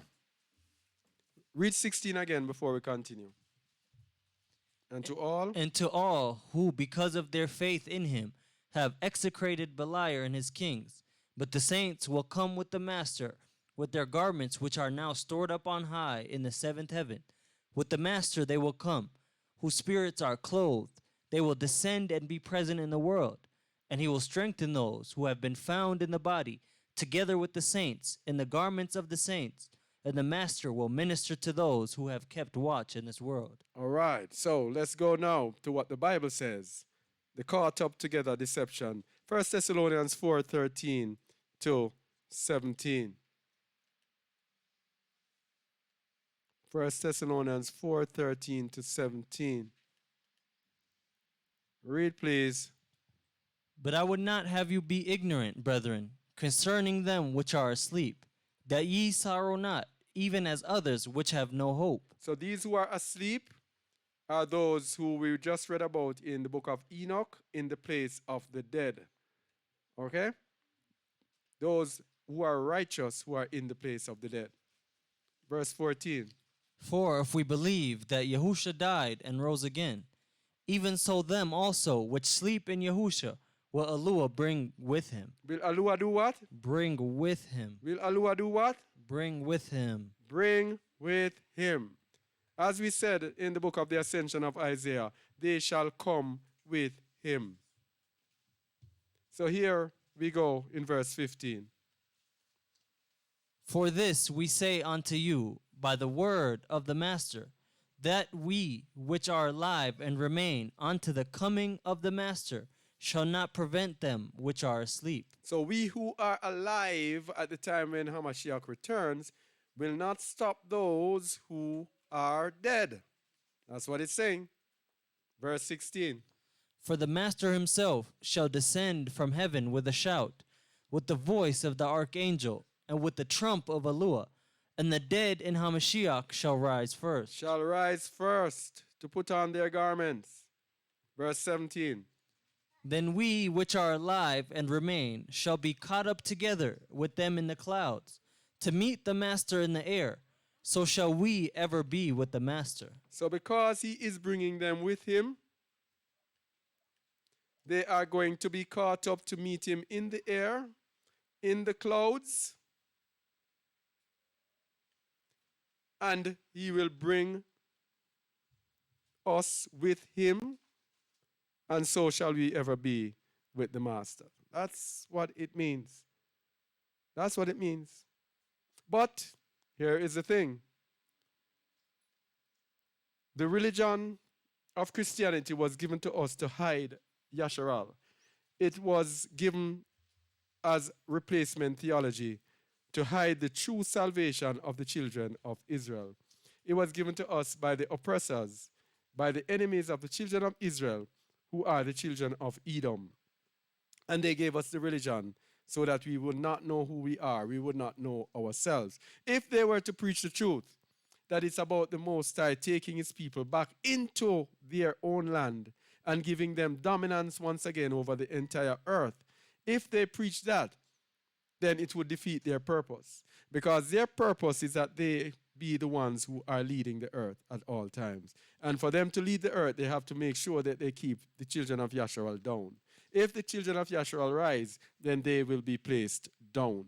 And they know that. So, guess what? They found an alternative exit for us. Instead of preaching against about it being about a land, they preach about it being taken to heaven.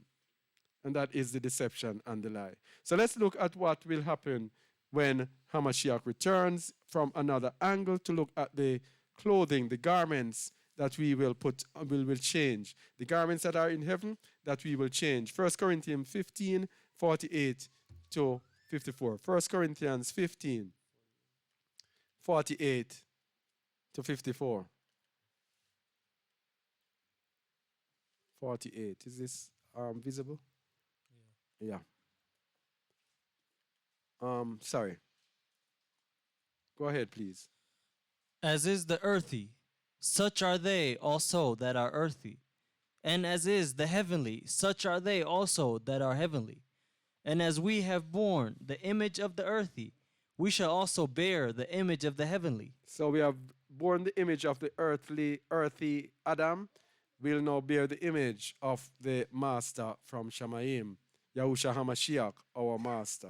Verse 50. Now this I say, brethren, that flesh and blood cannot inherit the kingdom of Eluah, neither doth corruption inherit incorruption. So this is why we will be caught up, because flesh and blood cannot inherit the kingdom. That is why when HaMashiach comes, they are caught up with him, and they will be changed, so that they will now put on a body that is incorruptible. Verse 51. Behold, I show you a mystery. We shall not all sleep, but we shall all be changed. In a moment, in the twinkling of an eye, at the last trump. For the trumpet shall sound, and the dead shall be raised incorruptible, and we shall be changed. And we shall be changed. That's the whole idea of being caught up. 53. For this corruptible must put on incorruption, and this mortal must put on immortality. So when this corruptible shall have put on incorruption, Go ahead. and this mortal shall have put on immortality, then shall be brought to pass the saying that is written, death is swallowed up in victory. All right. Death is swallowed up in victory. So we have the picture now. We have the dead in Messiah rising, and we have the saints who are alive, who will be rising to meet him. And of course, we can go further into that not all saints will be rising with him, but that is another thing. But we just want to get the picture here. The saints and the dead in Messiah. So what about the patriarchs who have been dead a long time ago? And for that, we go to the Gospel of Nicodemus, chapter 19. You will hear some books here being read that these are lost books, books that fill in the gaps that people guess about. You don't need to guess anymore. You get the entire picture by reading these books. The Gospel of Nicodemus, 8:24:1. Read, please. And before you read, this chapter tells us what happened, is an account of what happened when HaMashiach went into Sheol, when he went into hell, and what happened when he went into hell. And we're going to see that this affects those who will be coming with him. Read verse 1, please. While Hades was thus speaking with Satan, the King of glory stretched out his right hand and took hold of our forefather Adam and raised him up. Then he turned to the rest and said, "Come with me, all you who have died, through the tree which this man touched. For behold, I raise you all up again through the tree of the stake." With that he sent them all out, and our forefather Adam was seen to be full of joy and said, "I give thanks to your majesty, O master, because you have brought me up from the lowest Hades." Likewise, all the prophets and the saints said, "We give you thanks, O HaMashiach, Savior of the world, because you have brought up our life from destruction." All right, so HaMashiach went down there. When he went down there, he went to bring up the patriarchs who were before him. Verse 2. When they had said this, the Savior blessed Adam with the sign of the stake on his forehead. And he did this also to the patriarchs and the prophets and the martyrs and forefathers. And he took them and sprang out of Hades. And as he went, the Holy Father sang praises, following him and saying, "Blessed be he who comes in the name of the Master." Name of Yahuwah. In the name of Yahuwah. Hallelujah. Continue. To him be the glory of all the saints. So HaMashiach went down to paradise, went down to Sheol, and took all the patriarchs, all the martyrs, all those who who died in righteousness. And verse 1 of 25 says, Thus he went into paradise, holding our forefather Adam by the hand, and he handed him and all the righteous to Michael the archangel. As they were entering the gate of paradise, two old men met them. The holy fathers asked them, "Who are you, who have not seen death nor gone down into Hades, but dwell in paradise with your bodies and souls?" One of them answered, "I am Enoch, who pleased Allah and was removed here by him. And this is Elijah the Tishbite. We are alive till the end of the world, but then we are to be sent by Allah to withstand antichrist and to be killed by him. And after 3 days we shall rise again and be caught up in the clouds to meet Yahuwah." all right, so there's a guess as to who will be the two witnesses. It is saying here that Enoch and Elijah will be the two witnesses, and they will be sent to be killed because they were not, they had not seen death. So they are going to be sent in the end times. So we can look out for the two witnesses in these end times. All right? So that is the patriarchs now. They were taken to paradise by HaMashiach, but will they be coming with him? And for that, we go to the book of the Testament of the 12 patriarchs, and it tells us that the patriarchs will return for the 1,000-year reign. And we start at the Testament of Simeon.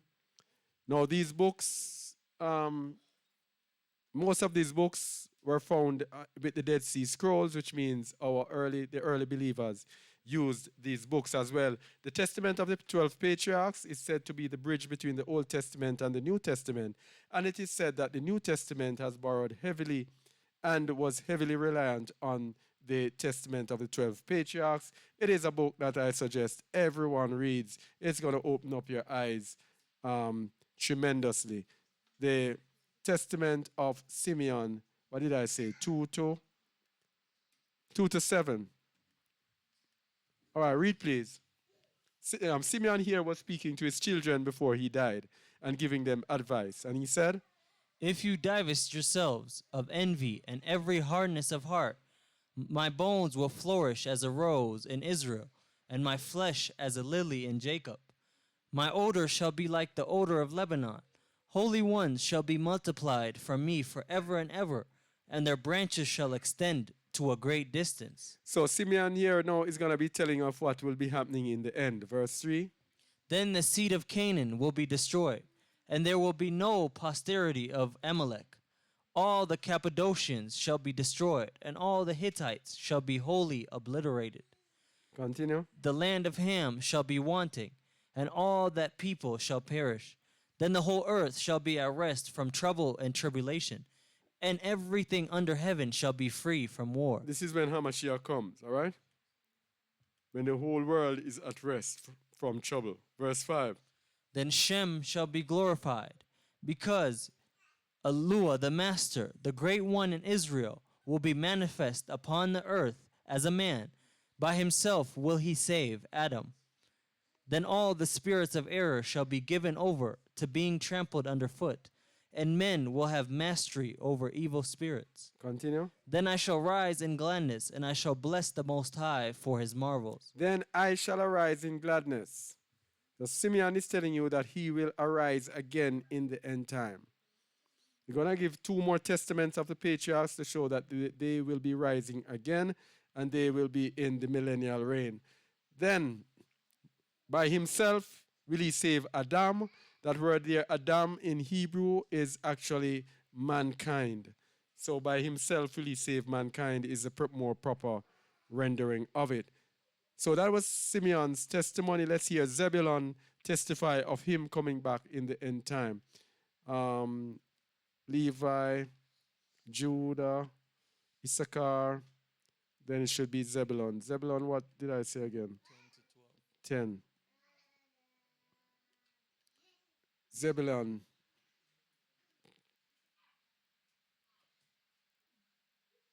Where's 10? Oh, it's Dan.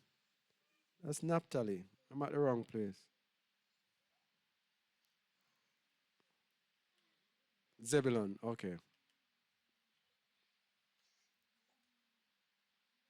10, what did I say? 2?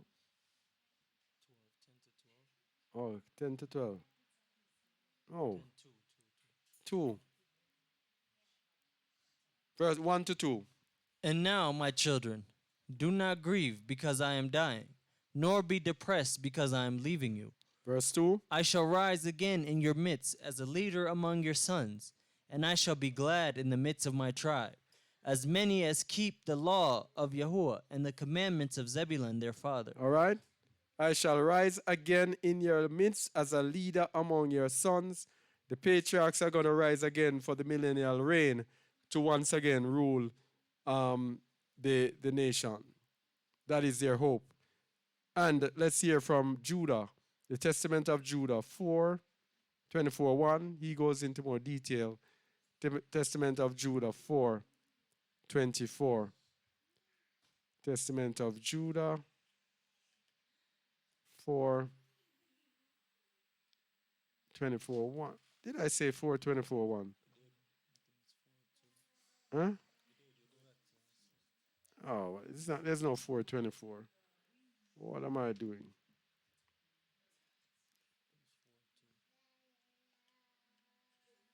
No, it can't be 2.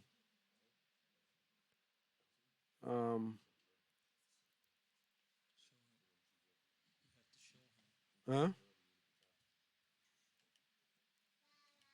24. Oh, maybe it's 24:1.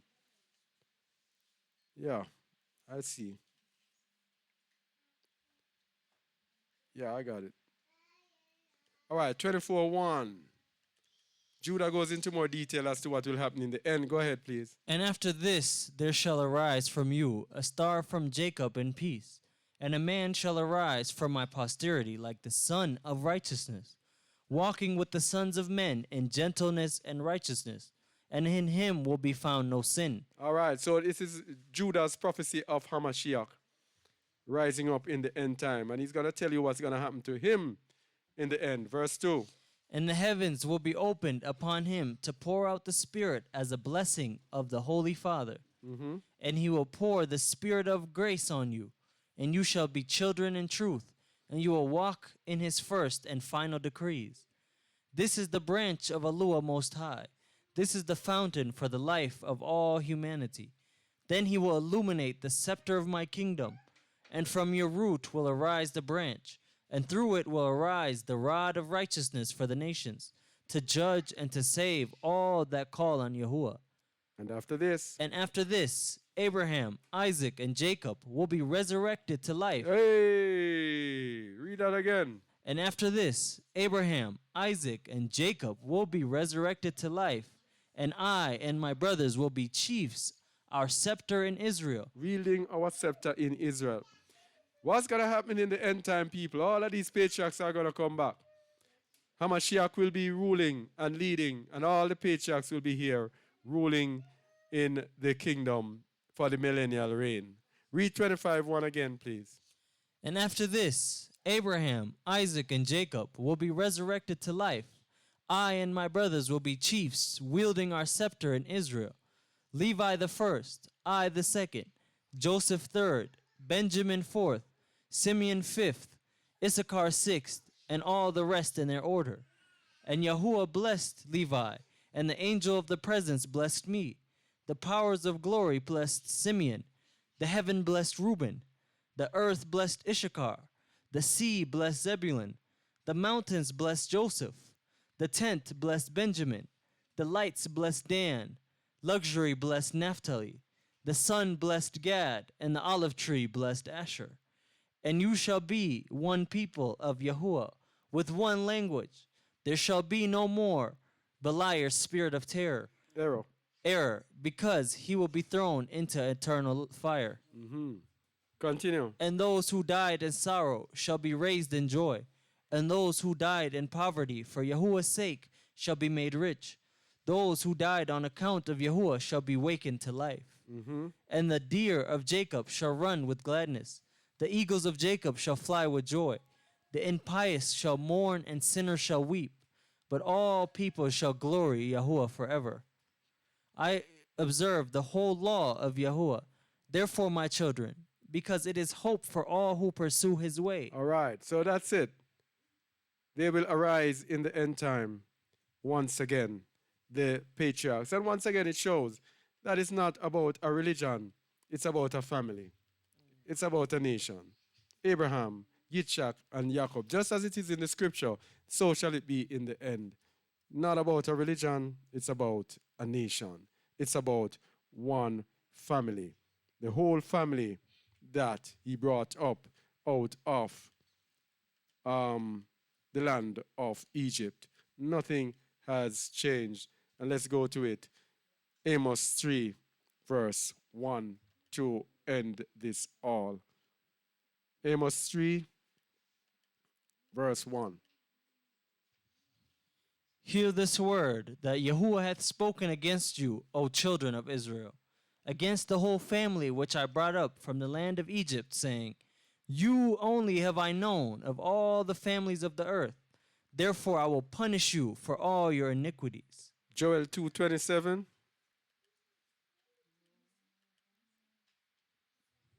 And ye shall know that I am in the midst of Israel, and that I am Yahuwah your Alua, and none else, and my people shall never be ashamed. Yahuwah, your Alua, and none else, and my people shall never be ashamed. That is why we keep the hope that we show today, the hope in the end of eternal life, the hope of overcoming through Yahusha HaMashiach. All right, so that is what we have for today. How long were we on? 2:33. We did good time. And yeah, you have anything to say before we go? You're dumb. You're dumb. Okay. All right. Want to thank you all for watching. This is Kazak Aliyahu Yasharal here from Just a Word. Please like, share, subscribe, and comment on our video as well so that the world will go around. All right. So until next time, shalom. Shalom.